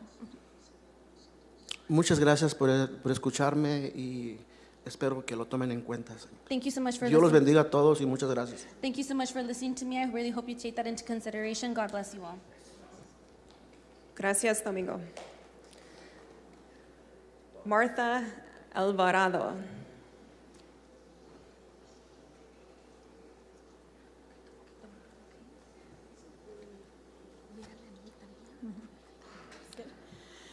Buenos días a todos. Muchas gracias por tomarnos en cuenta, por escuchar nuestras necesidades que tenemos. Mi nombre. Good morning, everyone. Thank you so much for seeing us, for considering us, and listening to our needs today. Mi nombre es Marta Alvarado. My name is Marta Alvarado. Soy mexicana. I am Pertenezco a la Asociación de Vendedores Ambulantes. I am Mexican and I belong to the Association of Mobile Vendors. Madre soltera, tengo 53 años. I am a single mother. I'm 53 years old. Vengo de todo corazón y con humildad a pedirle a todos ustedes que consideren estas nuevas cláusulas que tienen ahorita para darnos nuestras multas. From the bottom of my heart, I humble myself to ask you guys to please reconsider the laws and the fines that you have that is being proposed. Aquí su amiga y servidora se dedica a vender tamales. I'm your friend. I am here to serve the community, and I dedicate myself to selling tamales. De lo de mis tamales tengo que pagar mis biles. With selling my tamales, I pay my bills. Tengo que comprar el inventario para poder procesarlos. I need to buy the inventory in order to process them. Empiezo a elaborar desde un día antes. I start my job making them a day before. Me levanto a las 3 de la mañana a elaborar mis tamales. I wake up at 3 a.m. in order to prepare my tamales. Este año, como muchos de ustedes lo saben, la economía estuvo fatal. This year, as many of you guys are aware, the economy was fatal. ¿Creen ustedes que nosotros los vendedores ambulantes podemos vivir con una venta de $50, $70 diarios? Do you guys think as mobile vendors that we are able to live off of selling $50 to $60? Toda la asociación, todos mis compañeros y su servidora Marta Alvarado, no estamos viviendo. As an entire association, my colleagues and I, Marta Alvarado, we are not living. Estamos sobreviviendo. We are trying to survive. Sé que muchos de ustedes vienen también de raíces de México. I know that a lot of you guys come from Mexican roots. Si nosotros tuviéramos, al menos yo, un estatus legal de un seguro social, les aseguro que no nos estaríamos quejando de esto que se nos va a enfrentar con lo de las multas. If I had, at least if speaking for myself, if I had a legal status, a social security, I can tell you this, I would not be complaining or would not be so worried about these fines that are being imposed, these laws. Yo le pido de la manera más atenta a todos ustedes concejales, a usted, Annalisa Perea, que tienen el poder de estar ahí enfrente. Consideren este grupo de Asociación de Vendedores Ambulantes, que lo único que queremos es trabajar y aportar nuestros impuestos como debe de ser. I ask all of you to please consider, Analisa Pereira, all of you think about how what we want to do is we just want to work and we want to contribute, we want to pay, just like I have been. We want to pay our taxes and we want to work. No queremos ser carga pública para nadie, para ustedes. Solamente queremos que nos permitan trabajar para que nosotros podamos seguir sobreviviendo. We aren't trying to be, a responsibility on the city. We're not trying to make things difficult. We are just asking that you guys support us in our work. We want to work. Pues esa es mi humilde petición que les vengo a pedir, que consideren esta situación que estamos atravesando ahorita la Asociación de Vendedores Ambulantes, como quizás ustedes no entenderán, no comprenderán porque no están viviendo la situación de nosotros, un estatus legal en la oscuridad. We are asking that. Sé que ustedes no entenderán la situación como nosotros la estamos viviendo. I know that you may not understand the situation in which we are living.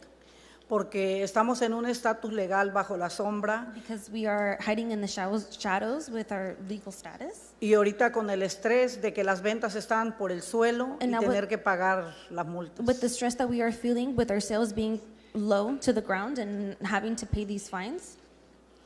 De antemano, pues muchísimas gracias por escucharnos. Gracias, concejal Analisa Perea, Miguel Arias, Luis Chávez, gracias por el apoyo que hemos obtenido de ustedes y a cada uno de los presentes. Muchísimas gracias. We ask you to please reconsider this, and we are very grateful for your support. Analisa Perea, Miguel Arias, Luis Chávez, thank you for your support and thank you for listening. Solamente les pido que no se olviden de los vendedores ambulantes. We just ask that you please don't forget about the mobile vendors. Muchas gracias. María de la Luz.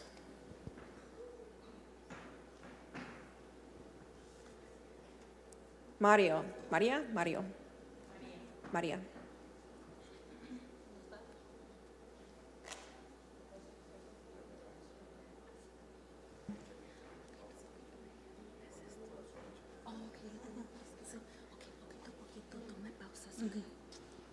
Buenos días, mi nombre es María de la Luz. Good morning, my name is María de la Luz.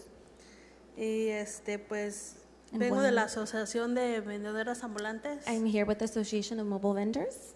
Y también pues lo escribí porque well, I wrote it down because yo no vengo a pedir, vengo a exigir que nos apoyen a todos de las ordenanzas que están ustedes por poner. I'm not here to ask, I'm here to tell you, please support us with the ordinances that you are going to be imposing. Y pienso que para poner ese tipo de ordenanzas necesitan estar como en nuestros zapatos, como dicen, para saber ponerlas. And I think that in order to be imposing this ordinance, you need to put yourself in our shoes so you can see what kind of an ordinance should be imposed. Y saber las necesidades de cada uno como vendedor ambulante. And so you can know the needs of all of us mobile vendors. Y pues doy gracias a Ariana, a Beba y a Miguel Arias porque nos han ayudado bastante. I want to, give thanks to Ariana, Beba, and Miguel Arias because you guys have helped us so much. Que hemos tenido juntas y gracias porque nos han ayudado bastante. Thank you for the meetings that you have held and thank you because you have helped us a lot. And that's all I wanted to say. Gracias. Muchas gracias. Up next, Teresa.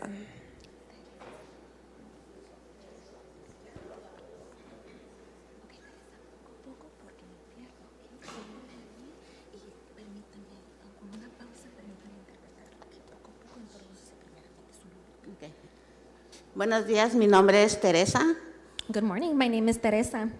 Tengo aquí más o menos 28 años. I've been here for about 28 years now. Desde el principio hemos tratado de sacar los permisos con todas las reglas que nos han puesto. From the beginning, we have tried to get our permits with all the regulations that have been imposed. Gracias a eso, tengo 3 hijas. 2 hijas son maestras ahora. Thanks to all of that, I have 3 daughters. 2 of them are teachers now. Gracias a mi trabajo, a nuestro trabajo, mi esposo y yo, de vendedores. And thanks to our work, the work that my husband and I do as vendors. Les voy a hacer un pequeño resumen de mi vida de estos 28 años que he vivido aquí. I'm going to, give you a quick summary of the 28 years that I've been living here. Cuando empezamos a vender, 3 de mis familiares sufrieron accidentes. When we started selling, 3 of my family members had accidents. Bueno, se diría, bueno, déjenme explicar un poquito. Well, let me explain. A mi suegro le dispararon vendía también. Mi suegro le dispararon con una pistola de balines. So my father-in-law, was shot at. He also would sell. 2 de mis cuñados les dieron con un bat en la cabeza y se las abrieron. 2 of my Sí. 2 of my brother-in-laws, they were also hit with bats and their heads were sliced open. Otro con un golpe en la cabeza, lo tiraron y también le abrieron la cabeza. One of them, he was hit and he fell to the ground. His head was sliced open. Porque teníamos que estar vendiendo en lugares que no fueran muy abiertos para poder vender. Because we were, at the time, we were selling in areas that really weren't very open to the sidewalk vending. Ahora nos ponen unas reglas que en realidad no pueden seguir porque están hechas para negocios establecidos. And the laws, the regulations that are being imposed now really aren't working for us because they are made in favor of established businesses. Nuestra vida de vendedores creo que nadie la puede ver si no es a través de nosotros que la hemos vivido. Our life as vendors, I really don't think anyone can see it unless you've lived it with us as vendors. Varios de nosotros tenemos permisos de todo lo que nos piden, que son muchos. A lot of us do have the permits that are being asked of us. We do have them. They are a lot. Y como dicen mis compañeros, no ganamos tanto como para poner aseguranza, para sacar salubridad y otros permisos que nos piden. And like my other colleagues have said, we don't earn enough money in order to be paying the insurance and security and other permits that have been asked of us. Pero queremos hacer las cosas bien y tratamos de tener todo en regla para poder trabajar sin estarnos escondiendo. But we want to do things right, and we're trying to have everything in order so that we can continue working without hiding. Quisiera que por favor consideraran las restricciones que están queriendo pasar y que no venimos a pedir regalado, venimos a pedirles que nos ayuden y consideren nuestro trabajo. And we are asking that you please, reconsider these regulations that are being imposed. We're not asking for anything to be given to us. We're just asking to receive the help we need in order to continue our work. Espero y nos puedan ayudar y entender un poquito de lo que vivimos diariamente. I really do hope that you can help us and understand what we are living daily. No estarnos escondiendo y que nos siga pasando lo que al compañero Lorenzo, que por su muerte empezaron a ver todo lo que nos pasaba a los vendedores. We are asking for your help so we don't keep hiding. We want you to see what happened to our colleague Lorenzo, that, until his passing, that you started to really look into what was going on with us. Ojalá y nos puedan entender y ayudar y apoyar a como asociación que somos. I really hope that you can understand us, that you can help us and support us as an association. Hablo por nuestra asociación, no nada más por ellos, sino también por la demás gente que vende y ojalá y ellos traten también de sacar sus permisos como uno. I am speaking on behalf of our association, but not just them. I also want to speak on behalf of everyone else who's looking into selling, and I hope that they will also consider getting the permits that they need to continue their work.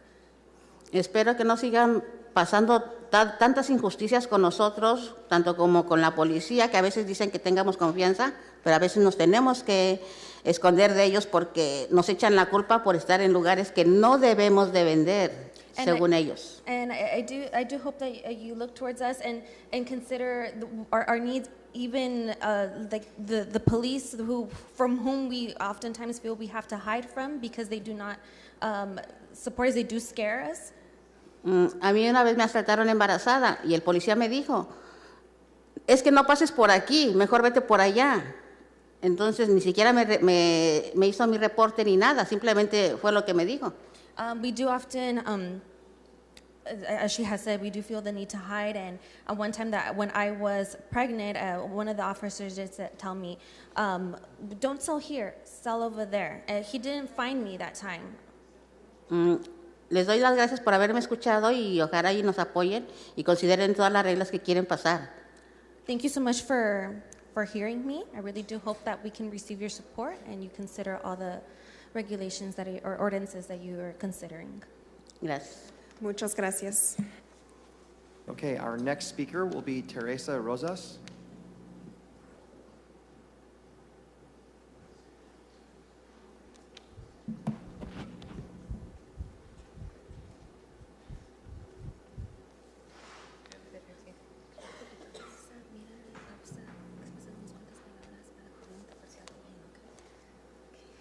A ver si alcanzo. Buenos días a todos. Soy Teresa Rosas. Good morning, everyone. I'm Teresa Rosa. Soy vendedora ambulante. I am a mobile vendor. Vengo también en representación de mis compañeros. I am here also to represent my colleagues. Sorry. Pues la póliza que nos están poniendo es como muy dura para nosotros porque tenemos familia que mantener. The policy that you are imposing is very difficult for us. It's challenging because we do have a family to support.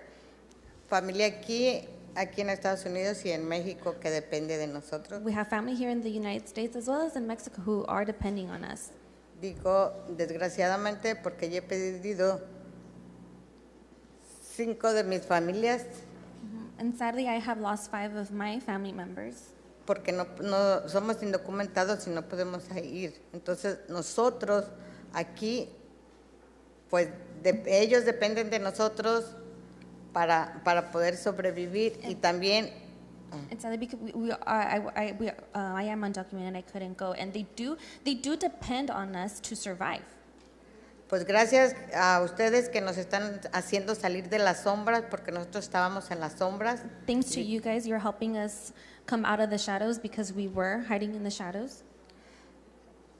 Y nos dan la oportunidad de salir adelante vendiendo, saliendo adelante, pero también gracias a Dios estamos vivos yo y mi esposo porque nos asaltaron en el 2008.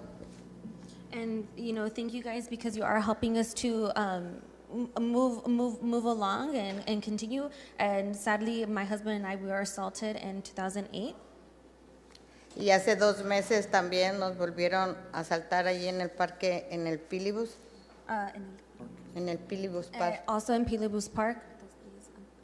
Hace 2 meses. About 2 months ago, we were also assaulted in the park. Entonces yo, por eso, más que nada, vengo a no exigirles, a pedirles de favor que esa póliza pues nos ayuden a que no pase esa póliza. And really I'm here not to tell you guys what to do, but I'm please asking you to not pass that policy. Que nos hagan el favor de ayudarnos con eso. Please do us the favor of helping us with that. No nada más a mí, sino a todos mis compañeros. Not just for me, but for all of my colleagues. Porque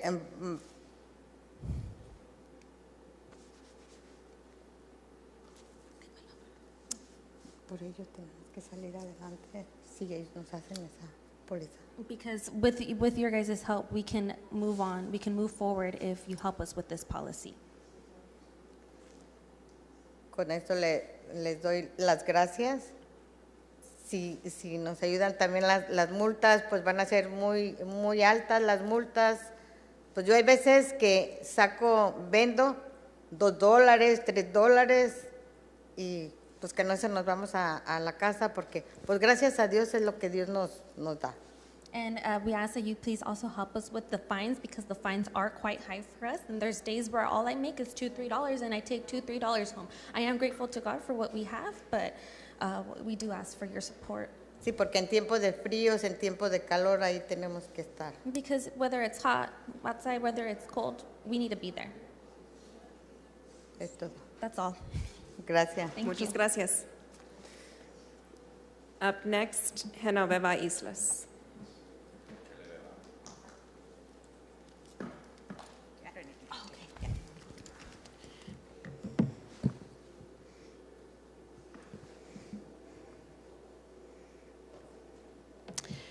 Council President, council members, thank you. My name is Genoveva Islas, and I'm here in my capacity as Executive Director of Cultiva la Salud. I'm here today to place some concerns on record regarding the mobile vendor ordinance. First, through this ordinance, you've created a policy to address some bad actors, but it's sweeping to all mobile food vendors, as many of them who have been up here today. Vendors like those that you've heard are really just trying to live. They're trying to make some money through honest means in order to pay their bills, help send their children to college, to have better opportunities than they had, right? Secondly, you've created a policy that utilizes only punitive approaches instead of incentivizing the good actors. And so I think that is just a call to say that sometimes you can achieve the changes you want through more strength-based approaches than the ones that you've enacted entirely in this particular policy. Thirdly, you've codified economic animus through this policy. And by that I mean that you're treating mobile food vendors differently from all other food businesses in the way that you are regulating them extremely. Lastly, as you've heard numerous times from the vendors preventing, not only are you creating challenges to their economic opportunity, but to their health and safety as well, as food vendors are being marginalized. The examples that you give as elected officials and how you treat some businesses is a whistle to others, right, who may take it upon themselves to do some of the violent acts that you've heard us. Pushing them to the back of parks, for instance, serves no purpose other than creating more vulnerability for them. I want to say that I really do appreciate the opportunity to meet with both council members Arias and Perea. There were several changes that we requested that were incorporated. Those changes I want to highlight were really suggestions after long discussions with the mobile food vendors themselves. And had we hadn't had such a brief period to give you feedback, we could have further engaged more food vendors to help educate them about the policy changes, as much as bring to you more ideas of how this policy could have been improved. So I would offer in closing that I would highly suggest for you to walk with the mobile food vendors to see what their day-to-day lives are, to see how this policy will be impacting them. They do suffer humiliation at the hands of employees from your city. They are placed at risk by their marginalization. And finally, I would just offer that Cultiva la Salud is here to help support mobile food vendors because we want people to have economic opportunity. We want them to be part of the solution of eliminating food deserts by bringing healthier items. That's why the kitchen is such a great advantage for them. It's why for Bredefield and soon-to-be Supervisor Chavez, we'll be talking to them about MICO and how they can continue to. Thank you very much. Up next is Maria de Leon.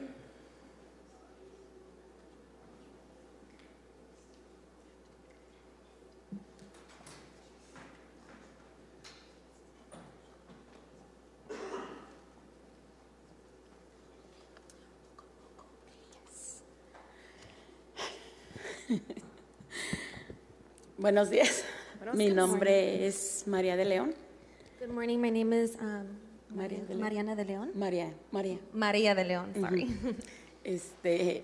Estoy aquí, pertenezco a la Asociación de Vendedores Ambulantes de Fresno. I'm here with you guys and I'm part of the Association of Mobile Vendors of Fresno. Yo vendo lo que es tamales. I sell tamales, elotes, raspados y todo lo que no se puede vender, ¿no es cierto? A lot. Estoy un poco nerviosa. I am a little nervous. Pero sé que estoy aquí por luchar por la póliza que ustedes quieren pasar. I am here though to fight on the policy that you want to pass. Y realmente esta póliza que ustedes quieren pasar nos afectaría mucho a mí y a mis compañeros. And really, this policy that you are considering to pass will affect me a lot as well as my colleagues. Porque para mí esto se me hace como volver a los tiempos de atrás. Because to me, it feels that we will be going back to older times. Yo sé que ustedes lo pueden hacer porque tienen ese poder. I know that you guys can do it because you have the power to. Y yo sé que tienen ustedes la última palabra. And I know that you guys have the last word. Pero yo quisiera que ustedes se pusieran a considerar But I would like for you guys to please consider que nosotros no les estamos haciendo daño a nadie. that we are not harming anyone. Nosotros lo que queremos es trabajar. What we want to do is work.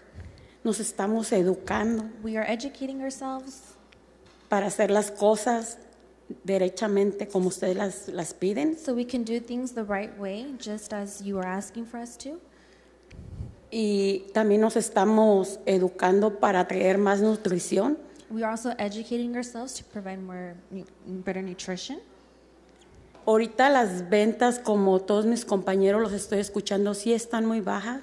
Right now, sales, as all my colleagues can hear and have shared, they are very low. Pero aún así tenemos la necesidad de llevar el alimento a nuestra casa. But even then, we still have the need to provide for our household. Para nosotros no hay vacaciones. For us, there is no vacation.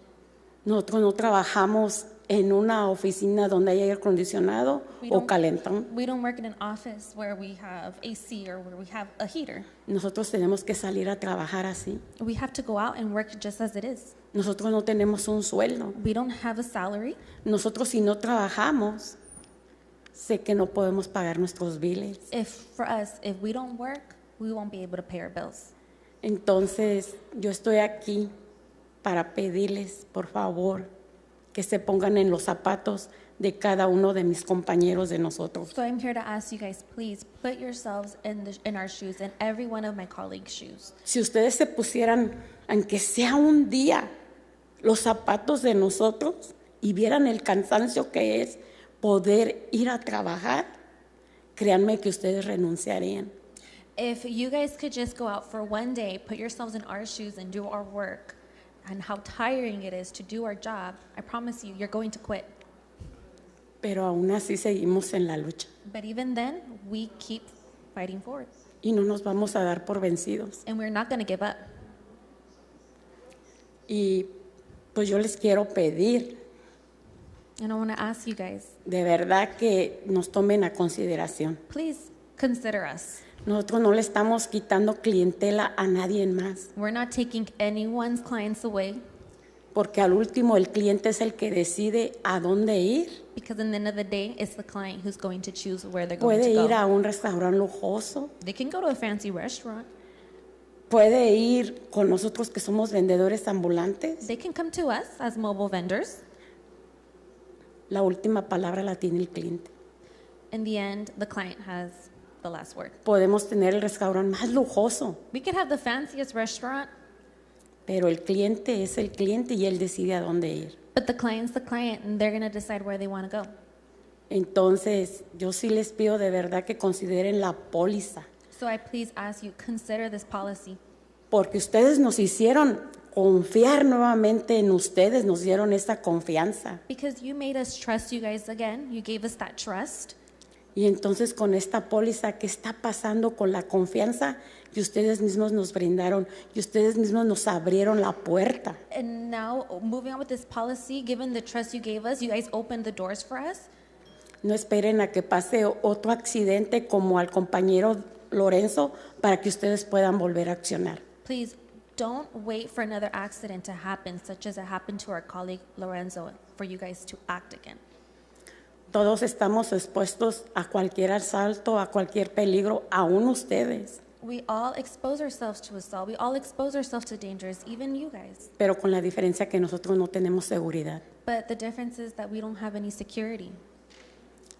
Pues es lo único que yo les pido y muchas gracias por su tiempo y por mi tiempo, por estar aquí para ser escuchada por parte de ustedes y de toda la audiencia que se encuentra aquí. And I thank you guys for your time. Thank you for giving me the time, for your time, for giving all of us the opportunity and the time to be here as well as in front of this audience. Thank you. Muchas gracias. Thank you so Muchas much. gracias.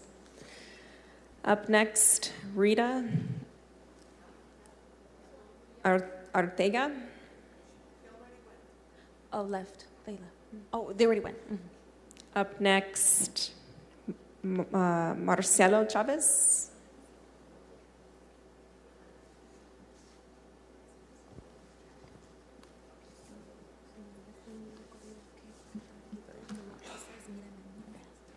Buenos días a todos, me presento, yo soy Marcelo Chávez Martínez, vengo de Fresno, BHC.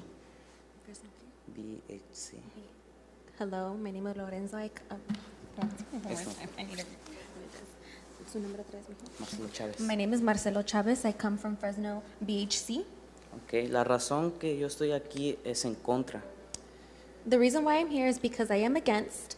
Como pudieron escuchar ustedes, a toda esta gente es gente honrada. As you guys could hear, all these people are very honest people. Ustedes no solo están quitando un trabajo, sino una fuente de ingresos. You're not only just taking away a job, you're taking away their means of making money. Yo vengo de padres separados. My parents, I come from a separated family. My parents are En su separated. debido momento, mi madre no tuvo otra opción que recurrir a ser comerciante ambulante. In this situation, my mother had no other option but to become a mobile vendor. Fue la única fuente de ingresos que ella tuvo para poder sacarnos adelante. That was the only means of income that she had so we can move forward. Me gustaría que ustedes pensaran que toda esta gente fuera sus padres y ustedes qué harían en el caso de que sus padres estuvieran aquí presentes peleando esa injusticia. I would like to ask all you guys to imagine that these people here are your parents. How would you feel if your parents were here fighting against this injustice? Ustedes de todas formas, sabiendo que es la única fuente de ingreso que ellos tienen, ¿serían capaces de quitárselos? Knowing that this is their only means of income, would you guys really be capable of taking it away from them? Sería todo y muchas gracias. That's all. Thank you so much. Muchas gracias. Up next, Cassandra Valdez.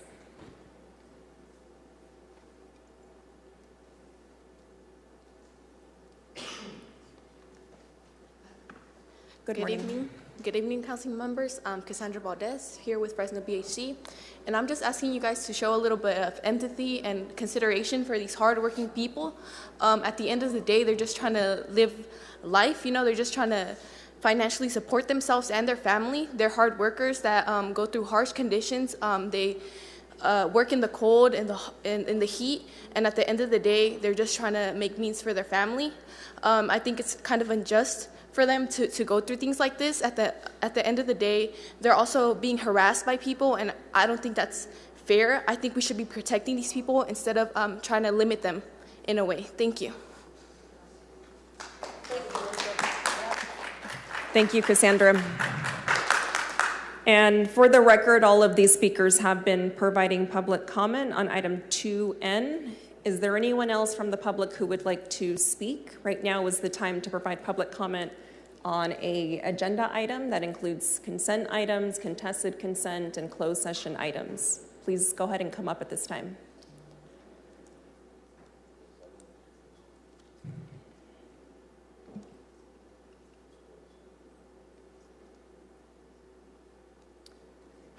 Okay, seeing no one else coming up, I am going to ask for a motion to approve the balance of the consent calendar. Council President, I'd like to make a motion to approve the balance of the consent calendar with the following amendments to item 2N as a Nancy.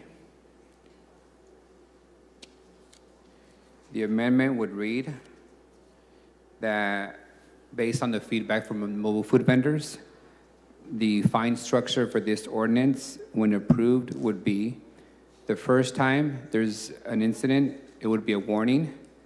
The second time, it would be a fine of $25. The third time, it would be a fine of $50. The fourth time, it would be a fine of $100. That is significantly different than the original ordinance and far lower than the state allows for fines. Additionally, there would be a fine structure for egregious violators who are live cooking and violating multiple times the ordinance, and that would be the state allowed fine structure, which is a warning, then $100 fine, then a $200 fine, and lastly, up to $500 fine for the egregious violators that are cooking and violating and creating a health and safety hazard within the area. Again, I want to clarify we have created a new fine structure to ensure that we address the concerns of the mobile food vendors. So, of course, it would be a warning the first time, the first fine $25, the second time $50, the third time, $50, and the fourth time $100. Additionally, we would provide 6 months of education for the whole city, except in the area where a pilot program already existed, which is the Tower Business Corridor.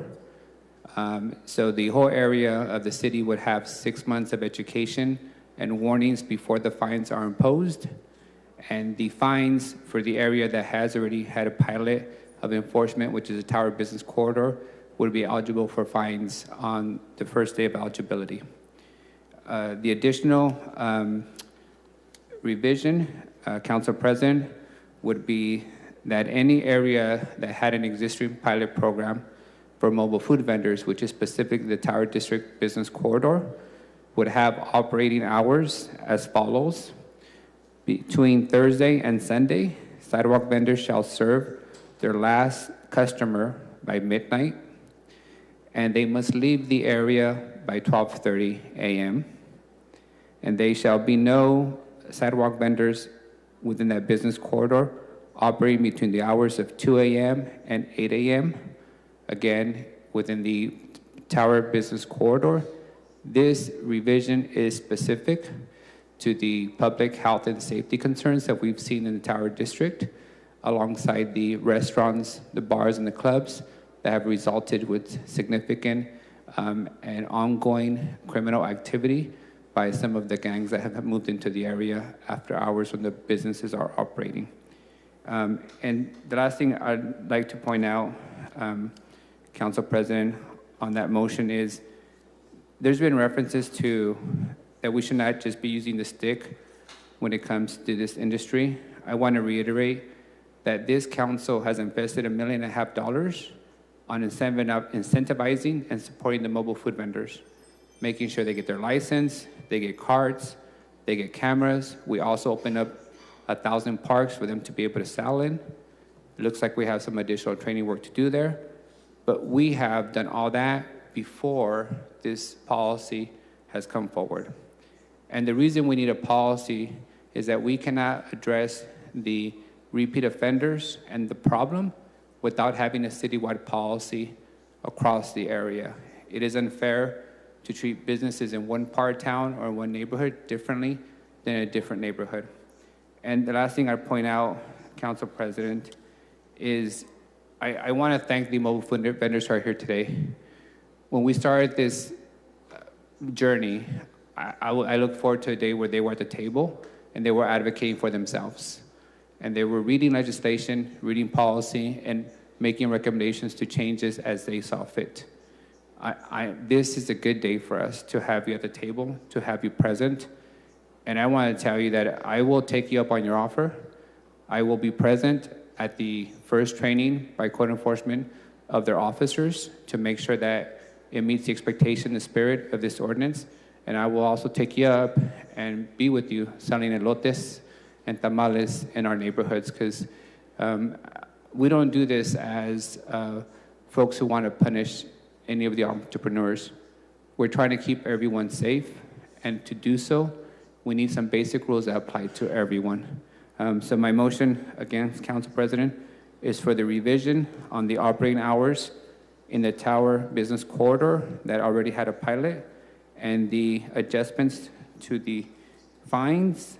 And then the last revision, based on the recommendations of the vendors, is to allow vendors in the residential areas who sell elotes, fresh fruit, pan and tamales, or in English, fresh fruit, corn, bread, and tamales, to continue to operate. So that provision would be Section 3, subsection 2, and it should read, this provision does not apply to vendors selling only fresh produce or non-prepared hot foods such as fruit cups, corn, and snow cones, or prepared items such as bread or tamales.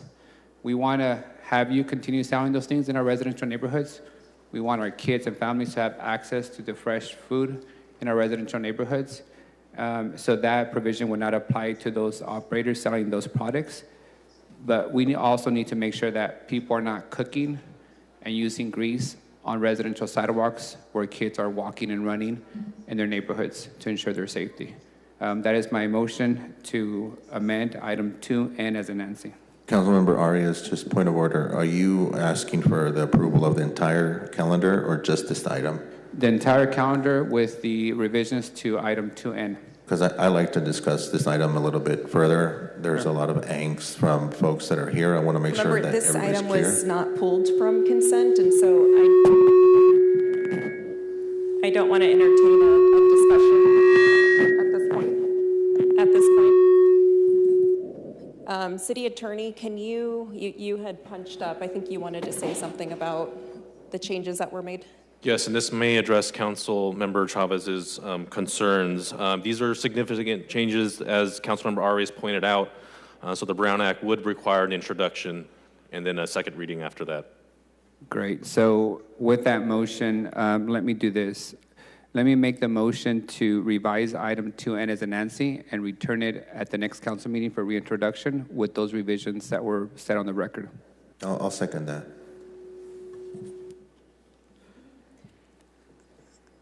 Okay, so that your motion does include the approval of the remainder of the consent calendar. Okay. Any objection to the motion? Council President, if I could. Yes, council member. I think when we discuss the local economy, we tend to have it through the focus of white-collar business, and we tend to dismiss a lot of the blue-collar work that goes on that contributes to our economy. I know this is just for introduction. Right now, it's going to come back for a vote later, but as it stands now, until I have a conversation with whoever the sponsor is, because I'm not sure who that is at the moment, I can't support this today. I'm hearing more regulations. I'm hearing more fines for folks that contribute a large part to our economy. Maybe it's not the part of the economy that is traditionally thought about up here on the city council, but I'm seeing tears in people's eyes. I'm hearing about how this is going to affect their parents and their children. I'm going to have some conversations between now and the next council meeting, but as it stands today, I don't see myself being supportive of this. I'm going to register a no vote on this item. Supportive of the rest of the motion to approve the other consent items. Thank you. Yeah, point of order with the revisions and reintroduction. Is there actually a vote on this 2N today, or does the vote for the consent? I guess my question is, does the vote for consent include 2N or not include 2N? No, so the motion is to approve the remainder of the contested consent calendar and to enter the revisions into the record. Because there are substantial revisions, they would return for reintroduction at the next meeting. So there's no vote on 2N today on this ordinance? Correct. That's correct. That sounds good. Yeah, I also had some I have a concerns motion as well. and a second. Any objection? Hearing none, item passes 7-0. Moving on to contested consent, we do have one item that was pulled. That was item 2G. This is to approve a 3-year consultant agreement with option for 1 2-year extension for professional forensic toxicology testing services. This was pulled by Councilmember Arias. Thank you, Council President. I just want the city manager to clarify the item. It reads or 450,000 or 750,000. That's new language for me. So if somebody can just clarify. Hasta luego. Gracias por venir. Hasta luego. If somebody can clarify for the record, what is the actual intent of the contract? I'd be and happy to, and I apologize. It is a little clunky. I didn't catch it when we were doing agenda review. So it is a 3-year contract for $450,000 with the option of a 2-year extension, which would then bring the total up to $750,000. Okay, with that clarification, a motion to approve. I have a motion to approve item 2G by Councilmember Arias and a second by Councilmember Bredefeld. Any objection? Hearing none, item passes 7-0. All right, we have a little bit more time before lunch, so I would like to call for the special meeting. City Attorney, do I need to close out the regular meeting, or can I just transition to the special meeting. You can just transition to the special meeting. Just call that meeting to order. All right, then I will call the special meeting to order. This is a resolution requesting the California Air Resources Board delay hearings on proposed updates to the state low carbon fuel standard to assess the fiscal impact on taxpayers. As many folks may or may not know, there is a vote coming up tomorrow at the California Air Resources Board where they will consider updates to the low carbon fuel standard, which is expected to further raise our gas prices here in the state of California. And while I do understand the desire to update specific standards to reflect stricter carbon intensity benchmarks, it's clear that this proposal has yet to be fully vetted, and there has been little to no transparency, in my opinion, regarding what the actual economic impact of these changes will look like to our constituency here in Fresno. CARB themselves has estimated these proposed changes to cost taxpayers an additional 47 cents per gallon. The Independent Emissions Market Advisory Council has projected fuel costs could increase as much as 85 cents per gallon. Despite these estimates, the public has yet to see a clear cost impact analysis to determine just how detrimental of an increase us taxpayers can expect. And while any potential increase in the price per gallon would be felt statewide, it would be without a doubt disproportionately impacting our taxpayers here in the Central Valley at a much greater rate, given the high percentage of low and moderate income households we have here, specifically in the city of Fresno. So this resolution simply requests a postponement of CARB's scheduled vote to allow further analysis of the fiscal implications for Central California working families. We're not asking CARB not to vote on these standards. We're just simply asking for transparency on what this vote will financially mean to our constituents here on the Valley floor. Our Fresno families are already stretched thin by day-to-day costs, and that does include present-day high fuel prices at the pumps. I believe further burdening our families at the gas pumps with an unknown increase would be irresponsible and potentially devastating to the families who are already working multiple jobs to make ends meet. Our community should not bear the brunt of well-meaning policies without further clarity on the financial impacts that this will bring to our residents. So to conclude, this resolution is aimed to protect Central California residents from unforeseen costs and to advocate for policies that are both environmentally and economically sustainable, which is why I do ask my colleagues to join me in respectfully requesting the CARB delay this vote until further changes are analyzed and the true financial impact of what this will mean at the gas pumps is publicly disclosed to our residents. With that being said, I do want to hand it over to my co-sponsor, Vice President Carbasi. Thank you, Madam President, and I really do appreciate you bringing this forward and working together with you on this request to CARB. You know I've had comments about the impacts of CARB's policies before on this city as it impacts our local economy, but you know, if Tuesday's election results make it crystal clear, it's one thing that we need to do more to focus on the economic impact of our policies on working families. This is the wrong time to burden anyone with higher gas prices. The real problem is that China's industries continue to be the worldwide leader in GHG emissions, producing nearly 2.5 much as the American economy. This is not a knock on the Chinese people or their great rich culture and history. This is simply the priorities they've set, where they want to operate at a competitive advantage to us and not curb their behaviors, whereas we are pushing really hard in California to be responsible stewards, including our industry. But our solution cannot be making California's middle-class families pay for the irresponsibility of any other nation. It's unfair, and it's really harmful to our local economy, including Fresno. So I join Council President Perea in strongly urging CARB to take the time to evaluate the likely financial burdens of their updated LCFS before moving forward.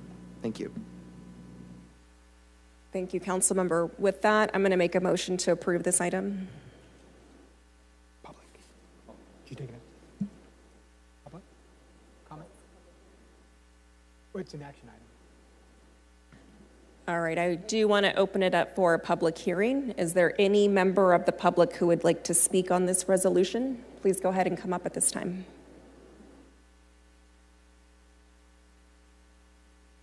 See no one, I will close the public hearing for this item and make a motion to approve. I have that seconded by Councilmember Arias. Any objection? Hearing none, the item passes 7-0. All right, I don't think there is anything else besides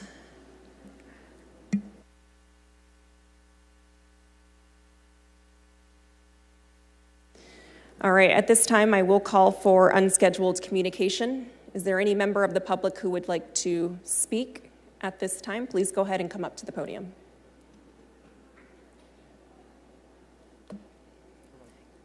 Good morning, you'll have 3 minutes.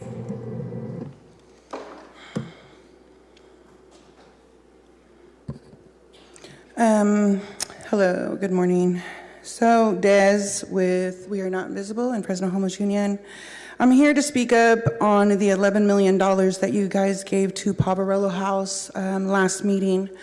I'm trying to understand why you guys would do that when they are currently have 2 major lawsuits right now.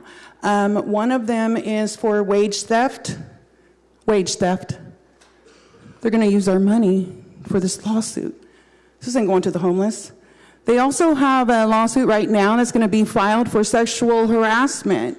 One of the supervisors on the outreach team, I guess, was sexually harassing all of the employees, and it's been reported to Sarah Mahadi. That is the Fresno City Heart team leader for the outreach team. Allegedly has been told over all these years, and it's just now come to a head. These are class action lawsuits. What is the city prepared to do? And why are we giving them more money on top of more money on top of more money? I mean, make this make sense to us. I'm afraid they're going to use that $11 million. How are they going to pay these people? Who's going to pay them? Their insurance companies? Why are we even doing this? I don't understand. City manager, please, can you look into this? Because I don't understand how 2 major class actions can, come on. You guys keep giving them money. Dyer knows about it. I know that. All right, so the other stuff, 1 Fresno Youth Job Corps, you guys just gave Poverello House more money for that. I'm totally against there being rapists or sexual child molesters on this 1 Fresno Youth Job Corps, which you had, and it's very disgusting. It really irritates me that there's so many people out here in the streets that probably could use that job, but we're giving them to people that have committed sexual assault crimes. This is ridiculous, Bredefield. I don't know why this is allowed. You knew this too. Wage theft. There's a lot going on. The sweep of the POP. You guys told, Sarah Mahadi told everybody they can only take 2 dogs to the shelters. They had to surrender all other dogs, which they did. They chose a bed over their dogs, right? Only for the Fresno City Humane Shelter, dog shelter, to show up at the shelters and threaten arrest for those individuals that surrendered their dogs down at the POP. Come on. This was a setup. This is crazy. It's written down. They showed up. I got the footage. Also, there's many of those people that you guys were so happy about. They're back on the streets outside the shelter you took them to. Sarah Mahadi with the Heart team, Fresno City Heart team, froze up all the beds, which is a rule breaker for any of the grants. You cannot withhold beds, shelter beds, and still receive the funding. This is a fact, and you guys know it. Dyer allegedly requested Sarah Mahadi to freeze all the beds. You guys are also giving money to the Independent Living Association from the encampment resolution funds, but nobody has ran Garcia Homes, at least look.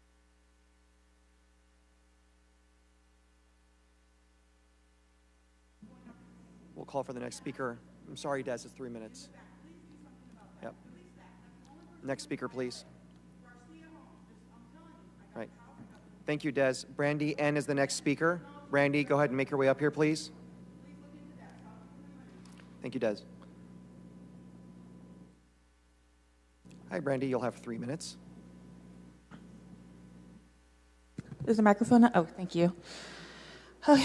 The rhetoric that was used to justify the ordinance was that people are refusing services, but we know that wasn't true, and FMCOC leaders said it wasn't true, and now we are seeing the reality of the inhumane implementation of this act. In my helping those who are unhoused, I spoke with those who have been arrested.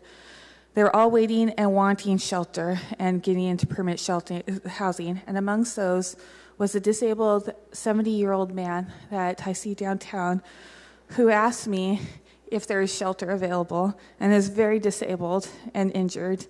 Hart told him he can go into a drug treatment for 6 months that he didn't need. So what was the logic of accepting that? So then he was arrested. He doesn't understand why. Another elderly man was standing on the sidewalk with his stroller. Even if they're not supposed to be on public property, where is he supposed to go? He was not offered services. He was not even offered treatment before he was arrested. He was asked if he needed treatment after he was arrested. He did not need that. He did not need the treatment. What sense would it make to do so? Another woman I spoke to, and she's among multiples I've heard, was not even unhoused. She was in a shelter. She was not offered services. And when she says she was not homeless, but in a shelter, they said she still violated the ordinance anyways. She was kept overnight, which could have endangered her status in a shelter.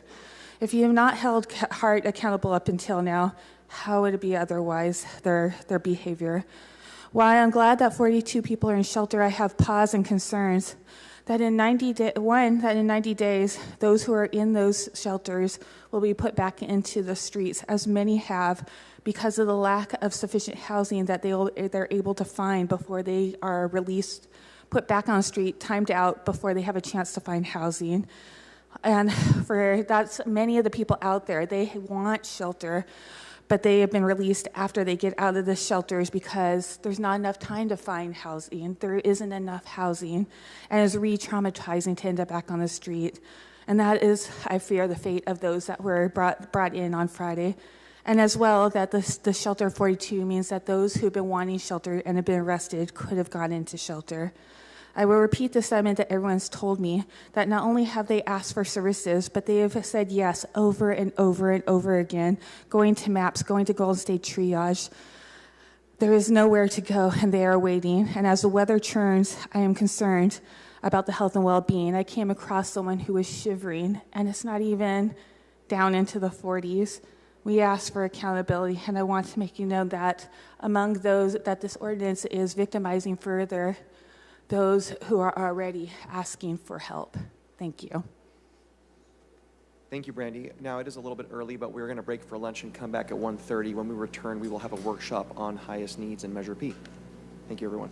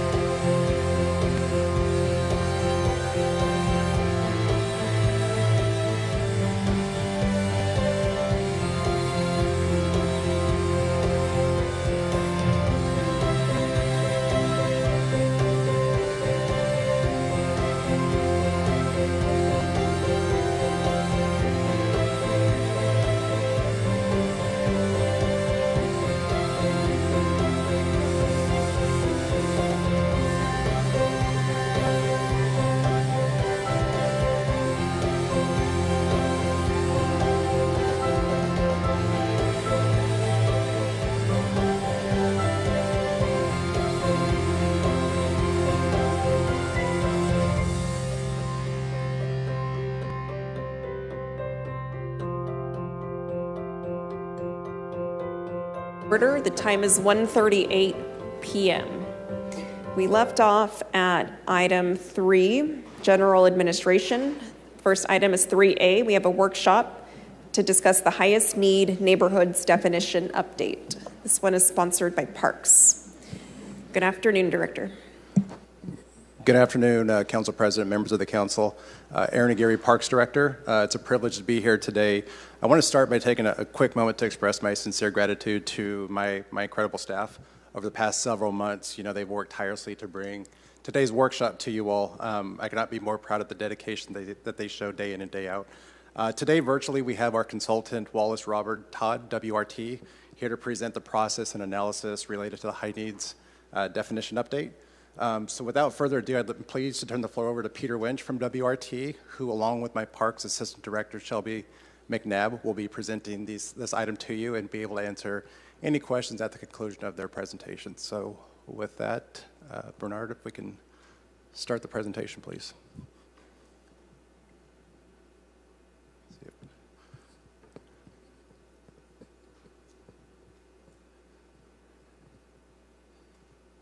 And Peter, are you there? Yes, I was looking for the unmute button. Can you hear me? We can hear you fine. Thank you. Very good. Thank you, Aaron. Appreciate it. Good afternoon, Council. Welcome back. It's good to be here and back with you to look at, in a workshop format, the highest need neighborhoods definition for the next planning period. Next slide. So we will just have a very brief recap of Measure P and how highest need neighborhoods plays into the allocation of Measure P dollars. We'll review the equity factors that were defined by the ordinance. We will then report on the results, the process of outreach around the survey, around the highest need neighborhood equity factors, and which ones were most important. The next step of the process then was to consider a highest need percentile. What is the threshold where we should consider neighborhoods highest need? Another round of outreach and results from the public, and then the PRAC recommendation. Next slide. So yeah, let's continue on. Measure P, I think we're all familiar. Really important source of funding now for capital improvements as well as maintenance in the park system. A lot of different funding pots, as you can see in that center circle. And then if you explode out, the two that we're going to be focused on today, existing parks and new parks, make up a majority of the Measure P funding. And in both of those categories, at least half of funding must be allocated to sites within highest need neighborhoods. So in short, about 67.5, a little more than 2/3 of Measure P funding goes to parks, both existing and new. And of that, half needs to go to parks in highest need neighborhoods. So that's the importance of this discussion. Next slide. The ordinance that was passed by voters and went into effect in 2022 defines 11 factors, which we've called equity factors, which should be used to determine what constitutes a highest need neighborhood. And these factors are shown on this slide. And I would put these into 3 buckets. The first bucket is around the parks themselves, the quality of parks, the acreage of parks, and access to parks in neighborhoods. The second bucket I would call a demographics bucket. And these equity factors have to do with population density and the proportion of the population that is youth or seniors. Also neighborhoods of concentrated poverty. And then the last category of these factors that I would say is about safety and health, community health. So there is a factor about neighborhood safety. And then there are a number of factors that get at health in a variety of ways. Pollution burden, so the potential impact of pollution on neighborhoods.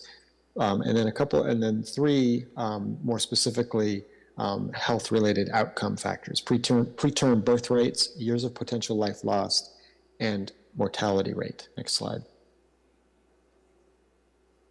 So As required by the ordinance, we are updating now. We're in the position now to update the definition of highest need neighborhoods. And part of that process involved updating the data that we used to understand each of these 11 equity factors. So we'll walk through these with you, not at length, though we could come back in Q&A as needed, but just to show the results of our updated mapping, which used updated data where available. And so we'll just go through these one by one, starting with equity factor A, which is about the existing condition of parks and facilities. So we did an updated assessment of the condition of all the parks in the system.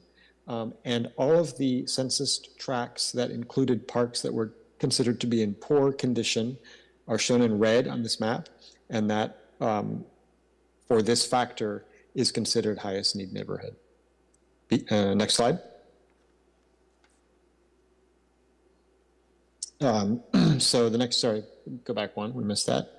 The next factor is the proportion of population within walking distance of a park. We, in this case, as in several others, chose to make the average in Fresno the threshold, and so that census tracts that were below that average or above the average, depending on the nature of the equity factor, would be considered highest needs in that category. So in this case, we found that 48% of Fresno neighborhoods, or people actually, live within a half-mile walk of a park, and that neighborhoods that were under that threshold would be considered highest needs. And so you can see those on this map in orange, red, orange, and yellow. Next slide. Park acreage per 1,000 residents. The average in the city is 1.6 acres per 1,000. So neighborhoods that have less than that amount of acreage are shown in red, orange, and yellow, and those would be considered highest needs for this category. Next slide. Population density. So now we move into the demographic factors. So here, red and orange areas are areas of the city that have a higher population density than the citywide average and would be considered highest needs for this category. Next slide. Neighborhood youth and senior population. In this case, we had to break it out into two, so we have a youth and a seniors consideration. So here, orange and red areas on the map show neighborhoods where there are more children under 18 than the citywide average. Next slide. And with seniors, again, yellow, orange, and red in this case are areas in the map where there are a greater proportion of seniors than the citywide average. Interesting geography here that you can see with more youth in the southern part of the city and more seniors in the north. Next slide. Neighborhood safety. Here we had the threshold was where there was a higher number of crimes per 1,000 people. So you can see those in red, orange, and yellow on this map, and those would be considered highest needs for this factor. Next slide. Neighborhoods of concentrated poverty. Again, using the citywide average as our threshold. Red and orange on the map indicate neighborhoods that are higher than that poverty threshold, higher than that average level of poverty in Fresno. Next. Pollution burden. This is an interesting sort of composite data factor that comes from Cal EnviroScreen, which is an analytical tool that is used by the state in making certain kinds of equity-related funding decisions. And so here, red and orange on this map are areas of Fresno that have higher pollution burden than the citywide average. Next slide. The sequence of slides will look kind of the same, and in this case, we selected the top 25% of Fresno County census tracts as our threshold for highest need neighborhoods. So for preterm birth rates, you can see those neighborhoods in red. Next slide. Years of potential life lost. Red on this map showing areas where there are higher rates of premature mortality than in the city as a whole. Or I'm sorry, than in the 25th percentile of the county in this case.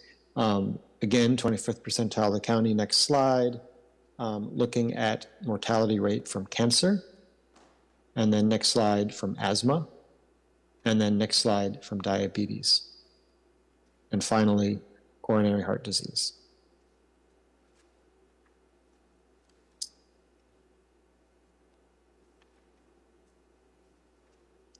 So I think this is where I hand it off, but I'm happy to keep going. I can't see the room. Yes, Peter, I'll take it from here. Okay, great. Thank you, Shelby. All right. Shelby McNabb, Assistant Director in the Parks Department. I'm going to speak a little bit about the engagement that was done as part of the outreach. Survey questions were developed in partnership with the PRAC subcommittee to ask the community to identify and rank each of the equity factors as in between less important to most important. You'll see that there on the column. So we prepared those surveys and sent them out to the community. The Commission and the Highest Needs Subcommittee helped to develop the survey for the outreach, and the Parks Department distributed the survey to collect public input on each equity factor. Engagement efforts included a variety of in-person and digital channels. Staff attended 13 community events, promoted the survey widely via email and social media and at our community centers. Media coverage also helped to spread the word about the survey. The survey was open from July 22nd to August 20th. The Parks Department evaluates our engagement against census data to ensure that public comments are demographically representative of the city's population. So the tables that you'll see, although it is not possible to match the census exactly, this comparison provides a sense of who responded to the survey. For example, in the blue table, there you can see that there was a high response from the senior population, ages 65 plus, who provided 18% of responses but reflect 12% of the census. You can also see in the orange table that there was also a higher number of responses from females than the percentage of the population that they reflect in the census. The zip codes listed represent the top 15 responding zip codes. The census column shows the percentage of the population the zip codes comprise. And we did receive responses from more than just these zip codes, but again, that's the top 15%. We also take a look at demographic representation when surveys are out, just so we can make sure we're hearing from all voices. These tables show the race and ethnicities of individuals who completed the survey, as well as the language it was completed in. Parks offers outreach in 4 languages as standard of practice, so you'll see English, Hmong, Punjabi, and Spanish. Most of the responses were received online, with around 10% being from tabling via paper copies as well. QR codes were posted at events, so it's possible that a percentage of the responses that show up online could be tied to some of that other in-person outreach. These responses were used by the consultant to develop the weighting, which Peter will explain further in the next few slides. Handing it back to you. Thank you, Shelby. So we got all of that information, and just let me highlight again the volume of data that's really impressive, 1,427 responses. And so keep that number in mind for a moment as we think about how we determined how to weight the responses. So we used median, which makes sense as a way to understand the midpoint of a set of data that is being given on a scale, as this was. So we asked people to rank the level of importance of each factor from less to most important. It's a scale. Imagine that every survey was handed in as a paper copy. We understand it was almost all actually done digitally, but imagine that they were all paper, and that you were stacking them in the order from least important to most important for the responses to each question. The survey that lands in the very middle of that stack would be the median response, and that's what we take to be the best representation of, I'm gonna say average, but it isn't quite average, it's median. So next slide.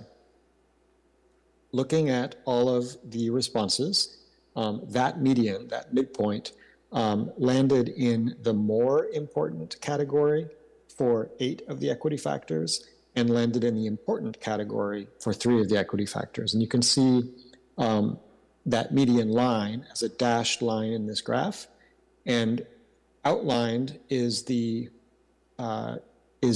level of importance that line passes through for each of the equity factors. So next slide, we found that the community feels that 8 of these equity factors are more important than the others, and those are existing condition of parks, walking distance to parks, population density, youth and senior population, safety, concentrated poverty, years of potential life lost, and neighborhood composite mortality rate. 3 factors were considered to be average, just important. And those were park acreage per 1,000 residents, that's the total amount of parkland in that neighborhood, pollution burden, and preterm birth rates. Next slide. So with that information, we were able to then weight those 8 equity factors that were considered more important to give those twice the value as the other equity factors. And then using GIS mapping, we were able to combine all of the maps that you showed in just a little bit ago when I was walking through each of the individual equity factors. We created composite maps that bring all of that data together into a single map, sort of assigning each of those equity factors a value based on how important it is to the community, either important or more important. And the maps that you see here, I'm going to walk through a series, show the census tracts by percentile in terms of their overall equity factor weighting. So we're starting actually, this is just a framing map. What you're seeing here is the current definition. So this is actually not coming from the community outreach that we just did. This is coming from the previous iteration, the last time we did this process in 2021. We agreed that we, being the community, the PRAC, and then the council, ultimately made this decision that the top 33% of census tracts would be considered highest need. And that encompassed 23 parks and facilities in Fresno. Go to the next slide. Using the new data, and the next slide even after this. Oh, actually, I'm going to speak to this slide for a moment. In the intervening time since 2021, the park and facility inventory has grown, partly because we're just accounting for more sites, and partly because there are some new sites, but now we have 110 parks and facilities, so there's a little bit larger of an inventory that we're looking at. Next slide. So using the weighted equity factors from the current round of engagement and analysis, we've mapped the same thresholds that we mapped before, 10%, 25%, 33%, and 50%. So if we just take the top 10% of Fresno census tracts based on that combined weighted equity factor analysis, these are the neighborhoods that would pop out in that top 10 percentile, and those would include 19 Fresno parks and facilities. Next slide. You can see what those facilities are that would fall into the 10% category. Next slide. The top 25% highest need neighborhoods pulls in a lot more neighborhoods and a lot more parks. So now 51 parks and facilities would fall into these neighborhoods, which are in the top 25% percentile of the equity factor mapping. I'm going to do a little caveat at the risk of adding confusion. I hope it's more clarifying than confusing. This actually is a larger number of census tracts than 25%. It looks like more than 25% of the city land area, and I think it is. It's actually because many census tracts had the same score, and this whole thing is a scoring system, then all of the census tracts that have the same score are going to be pulled in, even if it's just the bottom one that lands in the 25 percentile, if that makes any sense. So you sort of get multiple census tracts with each increment up. So if that's confusing, I'm not sure I'm going to be able to explain that any better, but I'll try if there are questions. So this is anyway the top 25%, and it has 51 parks and facilities. If you go to the next slide, you see what those are. And then the next slide shows the map of the top 33%. And here we've only added 7 more, so we've gone from 25% to 33%. The neighborhoods haven't grown tremendously here, and we've added, we've now increased to 58 parks and facilities that would be included in this definition. And then next slide, you can see what those are. And then finally, the top 50% threshold, when we pull in that many neighborhoods, we get 64 parks and facilities that fall into those neighborhoods. So over half of the city's parks and facilities then would fall into, if you remember there are 110 in total, would fall into what we would define as highest need neighborhoods if we were to select the top 50%. Next slide. Here on this map, we are showing all of those in sort of all together in one map. If you go to the next slide, and then the next.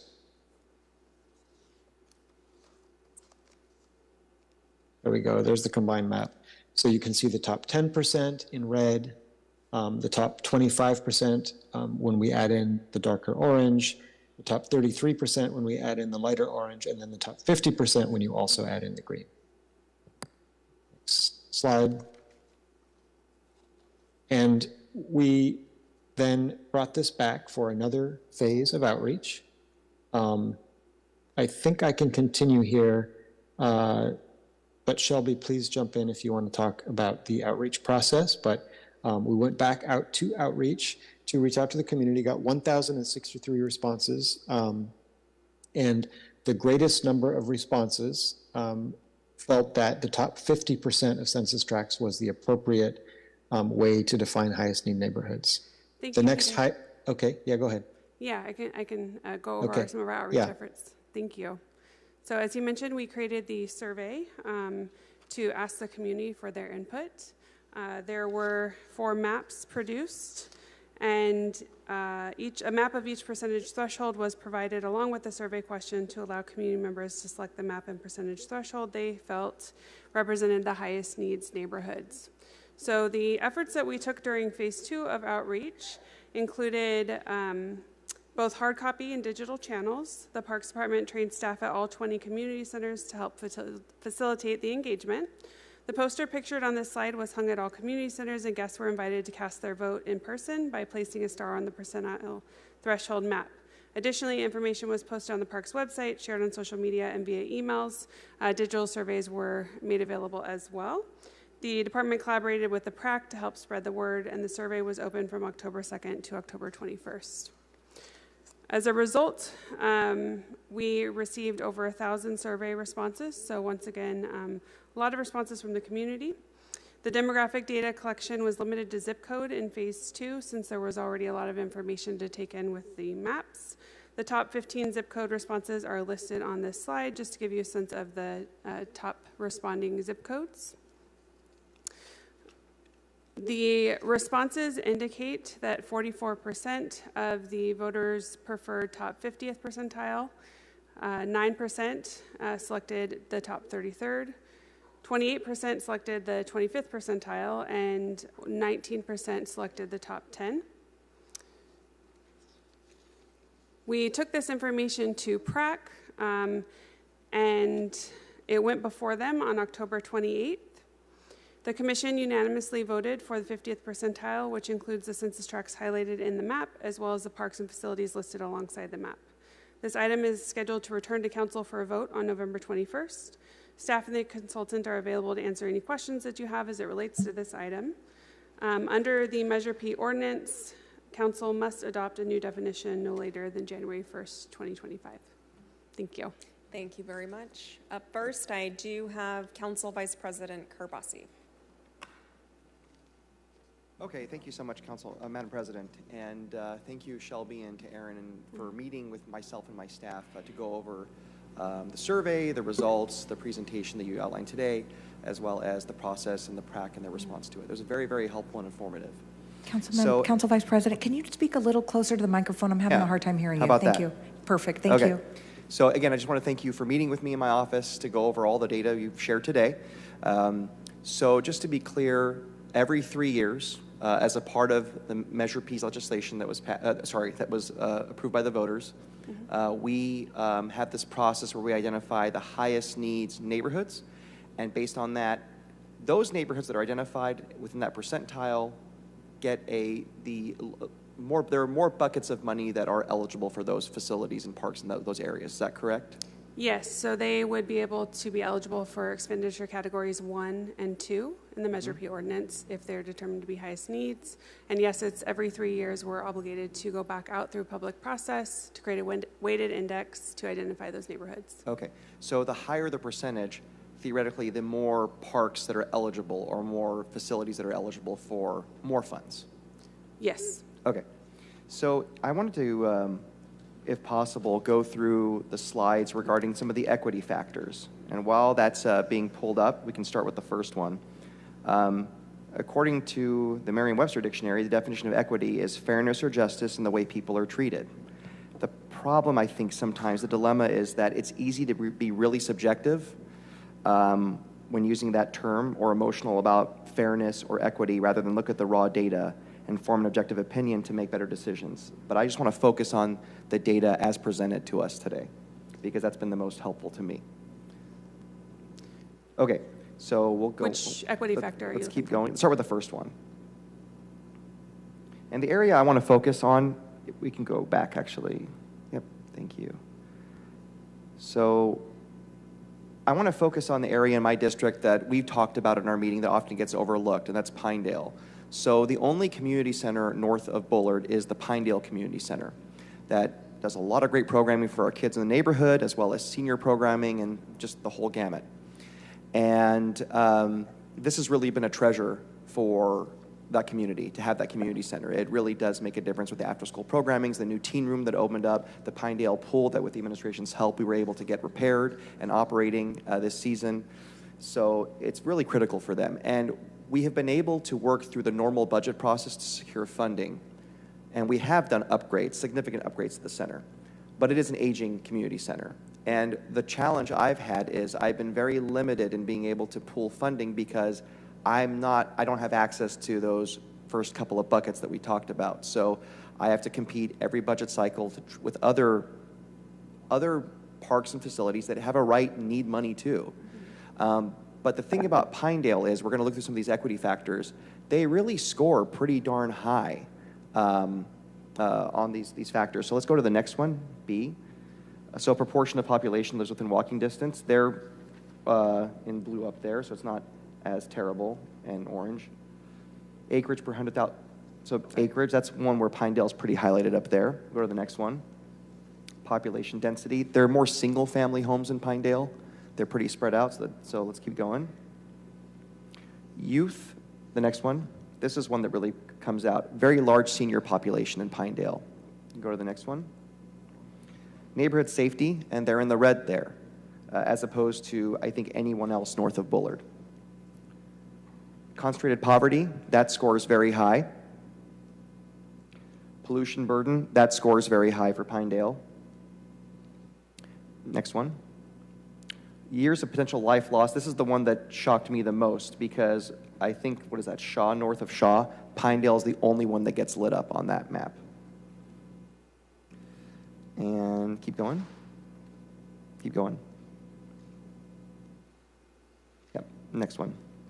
Okay, so my understanding is the PRAC recommended a 50%, the 50% number for the highest needs. Is that correct? That's correct. And the only point where Pinedale is on that list is not 25 or 33, it's at 50%. That's correct. And if we do not, for example, I didn't support 50% and we went with a different number, lower than 50%, that would mean that Pinedale will have to continue competing with other parks for less funds. It would mean that they are not eligible for the highest needs funding, yes. So less funds for every year for them to compete for needed improvements. Okay. So that's going to really, I think, help me make my decision because that is the only park in my district on that list that will actually qualify, but I would say it's got the greatest need. And then I want to just go back, and while we look at these slides, a couple of things. Go to K1. I was just very surprised. This data comes from the county health department or county department of public health. I was just surprised when you look at cancer and then the next one, sorry, coronary disease. Which one? Go the other way. So K1, I think it was K4. Okay. Surprisingly, My district, I noticed, was quite lit up on those two. So I would love to see some of that raw data and where that comes from, because it's really interesting to see what areas get highlighted. That's a whole separate argument, but I'm really surprised that cancer rates are so high in Northwest Fresno, what the cause of that is. Anyways, this information's been very helpful. I think no one's going to be surprised where I'm leaning in this, but it's based on facts and objectivity. Pinedale continues, those neighborhoods continue when it comes to equity factors to score very strongly and need help. And the only way I can get them help is a 50% definition for highest needs. So thanks very much. Thank you. Thank you, Council Vice President. Up next, I have Councilmember Arias. Thank you. For the record, I do want to note that the survey results you reference have an overrepresentation of the northern part of the city as compared to the rest of the city. Secondly, I want to ask you some questions about the parks that are already currently listed in the current, is it 33 percentile? Sorry, can you repeat the question? The current equity threshold is 33 percentile, correct? That's correct. And just on your other point, we looked at the data of north and south, and actually a greater percentage of responses come from south zip codes that do not cross Shaw. So just wanted to clarify that information for you. South Shaw, you mean basically you combined all the responses from south of Shaw, which is what, 9% of the city compared to north of Shaw? So 53% of all responses, because you said that there was an overrepresentation of North Fresno, but when you look at the data, 53% of all responses actually came from areas that are fully south of Shaw, zip codes that are fully south of Shaw. And Shaw makes up what percentage of the population of the city, south of Shaw? We could find that out for you, but I just wanted to clarify. It's a lot less than Anyway, of the parks that are listed in the current formula of 33%, how many of them have been renovated to completion according to the master parks plan? So we do have that list for you. Yes. Aaron, do you want to speak to the... Do we have a number for now? Would it be fair to say that, is it all the parks that are currently on the list have been renovated to their master facilities plan scope? No. Do we have any park that's been completely renovated? Any existing park that's been fully renovated? Of the 33, of the list of parks in the 33 percentile that currently exist, what park, if any, has received complete renovation in accordance to the master parks plan? I know some of them have had a playground structure, some have had a repaving of a parking lot, but the reason I ask this is, under this theory of equity, I think the idea by the authors of the plan, of the initiative, was that as parks get improved, they would fall off the list, right? And then every few years, you would update the list, get more parks eligible for the list. What I'm trying to understand is, if we haven't taken any parks off the list because they haven't been completed, and we simply add 50 more parks, what is the likelihood that any park's ever going to make it off the list because they've received the complete renovation that was planned? Yeah, and Councilmember, to answer your question on the top 33% that we're currently operating under, the 22 or 23 facilities that are listed, we haven't completely done a complete overhaul of the entire site. You're right, we have reinvested and replaced aging tot lots, added safety fall surfacing, building improvements, roof replacements, things of that nature. But again, those were more focused on some of the deferred maintenance items that were identified in the master plan back in 2017, 2018. So we really tackled a lot of those. But again, a lot of these older aging facilities have not had the major overhaul. We really went through the master plan and looked at those kind of tier 1, tier 2, and tier 3. So it's fair to say that you're basically still doing catch-up with deferred maintenance on those parks? Some of them, right. But then again, some of them we have improved with some of the new amenities, for instance, roading, with the surfacing, some of the design projects we have going in on the northern end there. So a lot of those projects, again, as you know how long projects take, capital projects, this is a 3-year definition that we stood up in 2021. Yep. We're going through a lot of that, the acquisition phase, the design, the environmental, and construction. What I'm trying to make clear to my colleagues, and maybe this is just the initiative should have been written better, that on average it's taking us 5 years to complete improvements or to build a park. But yet we're being asked to redefine the criteria in 3 years. A lot of the parks in my district that are in this current 33 percentile are still in the design phase. They're still in the potentially bidding phase. They're still in the scoping phase.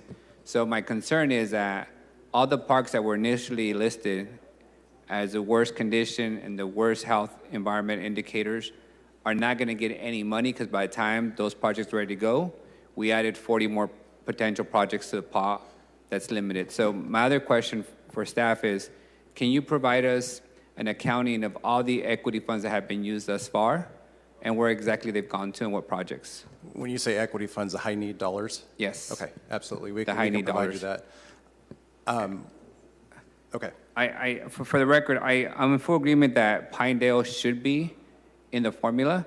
I just want to be realistic that by adding 20 more parks to a list of 30 or 40 that already are in the queue but haven't had the improvements, we are sending a signal that on paper and in spirit we might be addressing these, but in practical terms we haven't.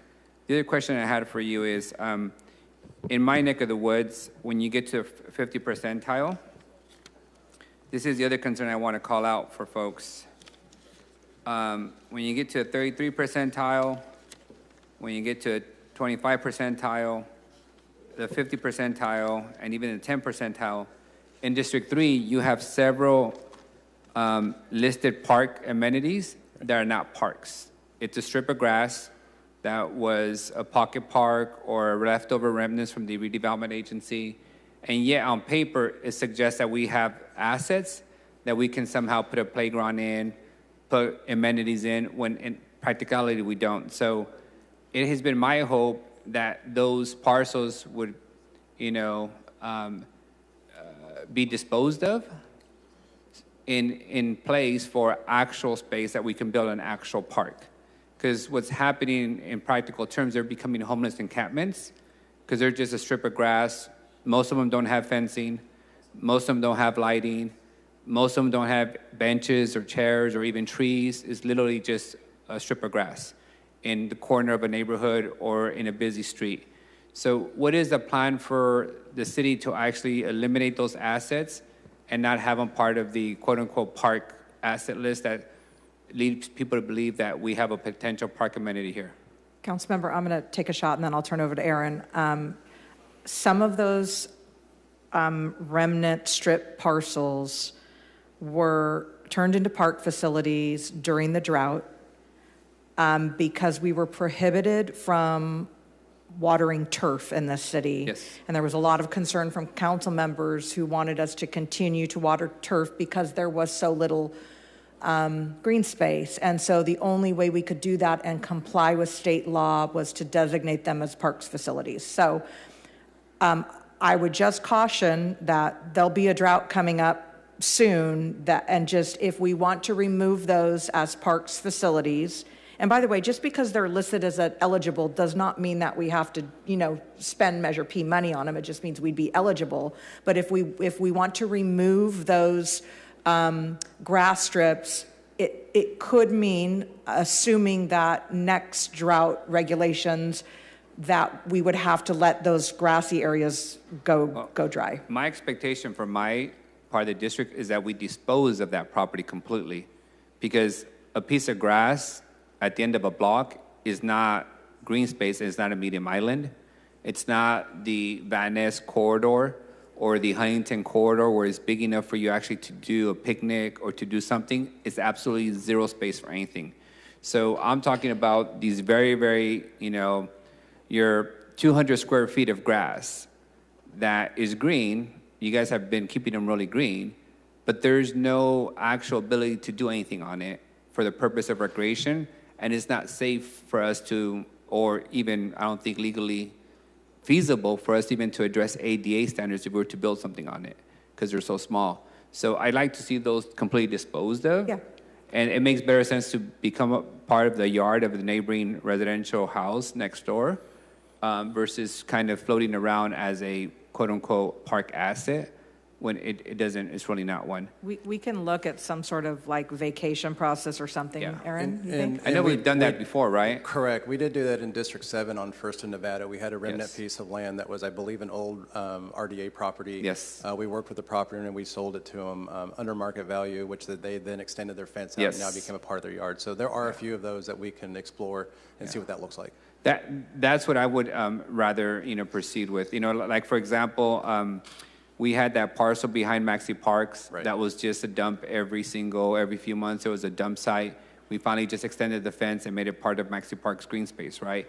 I'm looking for those kind of solutions that it takes them off the list, which makes room for like Pinedale to come into the list. Because I don't think these assets ever belong on this list because they're not viable for actual investment.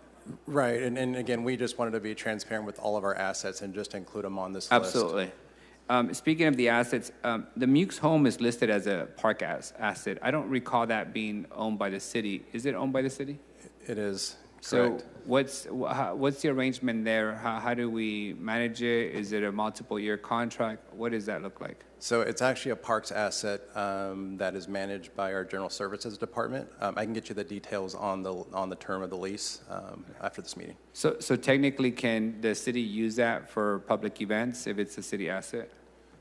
I'd have to look. Like we have access to Veterans Memorial Hall for MLK events. Like we have access to I think we have an agreement with a nonprofit. We'll look into it, but there is some sort of agreement right now. We can dig into it. Is it more like the dinosaur place kind of on Dakota? I think it's a little bit like that, but we'll dig into it for you. That's where my concerns is. I'd rather stay at a 33% tile and find a way to incorporate the Pinedales that are clearly within this criteria than to simply expand the definition of 50 or 75% and further dilute the resources for projects that are not getting off the list. Right. I think the council member Carbasi has a legitimate point. I would categorize Pinedale like Maxi Parks. Neighborhoods are the same, demographics are the same, conditions of environmental build are the same, the need for investment is the same, but adding 15 more for the sake of adding one, I think doesn't make any sense, especially since they're not moving out of the queue fast enough because it does take time to build assets. Yeah, and I just want to, as you know, you've got some high needs facilities in your district that have money that's been allocated in previous budget years. Those will be completed with that definition money. What they were funded for in some cases were design and construction. We will see those projects out. But here's my concern on that example. It's been very routine that we allocate $1 million for park improvement. By the time it gets down to the bidding comes in at 1.2 million. Then you guys are having to pull money from these pots of funds. All these projects in the queue under this highest need. Well, my concern is they're all going to come in over budget than what we set aside. And if we just added another 20 or 30 projects to that list, the likelihood of those being complete is extremely low. So I want to be thoughtful of that. And what would give me some assurances is to see a list of all the ones that have been funded with the highest needs, what their completion date is, and whether you anticipate needing additional resources to complete them. Because my interest is getting them off the list. Right. The sooner the better. And to that list that we sent you yesterday that has the highest needs projects and basically what they're funded through, if there's additional information you need on that, because we show you what they're funded through, whether it's design, construction, and if they've been completed. If you need additional information, let us know. So right now, I haven't seen the list personally, but I'm assuming the way it looks like, say, I don't know, Tubman is scheduled for $1 million project. So far, we've funded the $100,000 design phase, but there is no money for the construction side yet, right? An example. Right. What's going to be on the list is the design part is funded, but the rest of it's not funded, correct? That's correct. You do have some projects that have design dollars only, and then you have a number that have design and construction. So that's listed on there. Okay, thank you. You're welcome. Appreciate you guys' work on this. Councilmember, can I just clarify something you said? Yes. I just want to make sure, more for the purpose of anybody in the public is listening to this, just because parks and facilities are listed does not mean that they are going to automatically be funded. It just means they're eligible for the highest needs pot of money. Yeah, absolutely understand. But because they're eligible, that means that the pie gets further split. I agree. To complete the projects that are yet not fully funded. I completely agree, but I just want to make sure that there's, people out there who aren't as in-depth realize just because you see this on the list does not mean, oh, we're going to get a project. It's going to still have to go through the process. Thank you. Or that it's worthy an investment like the parcels I just spoke about. In my view, they're not worthy of investment because you can't build out any kind of amenity in the strip of grass. Thank you. Thank you. I too would like to see a list of where historically the highest needs funds have been going. Okay. It hasn't been to my district. I don't think it's been going to several of our other districts. And so if I'm advocating for what's in the best interest for District 1, for District 2, for District 4, it looks like we have no choice but to increase the number of eligible parks. And to me, that means, I'll speak for myself personally, I'm going to have to support the top 50% highest needs neighborhoods and council districts. So this will be coming back to us next meeting? November 21st, correct. Okay. But again, I would like to see that list just to see historically where we have been putting the highest needs money. And I'm extremely interested in opening up the door and opening up the number of parks in our other districts that would one day be eligible to reach into this pot of money as well. For me personally, what's most important is making sure that I can prioritize Quigley Park as well as Lions Park, and then El Capitan Dog Park as well. And these are all within that 50% highest needs threshold. And so I do look forward to this coming back. I do look forward to seeing that list of historically where this money has been prioritized. And I do look forward to increasing the number of eligible parks in our other districts so we can finally see equity in where these highest needs investments are going. Thank you, Director. Thank you. Any other questions or comments? Seeing none, thank you, Director Aguirre, to you and your team for all the work that has gone into this so far. Thank you all.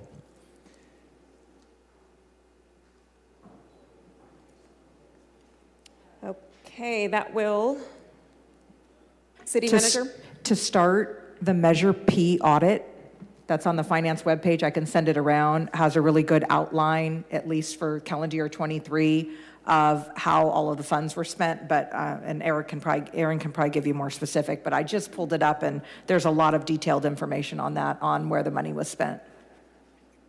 Got it, thank you.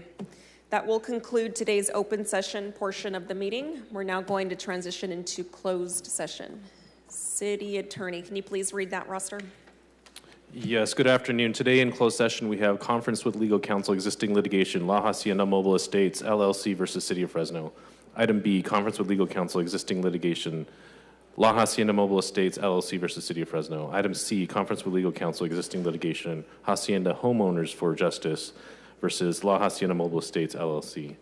Item D, conference with legal counsel, existing litigation, Fresno Community Alliance versus City of Fresno.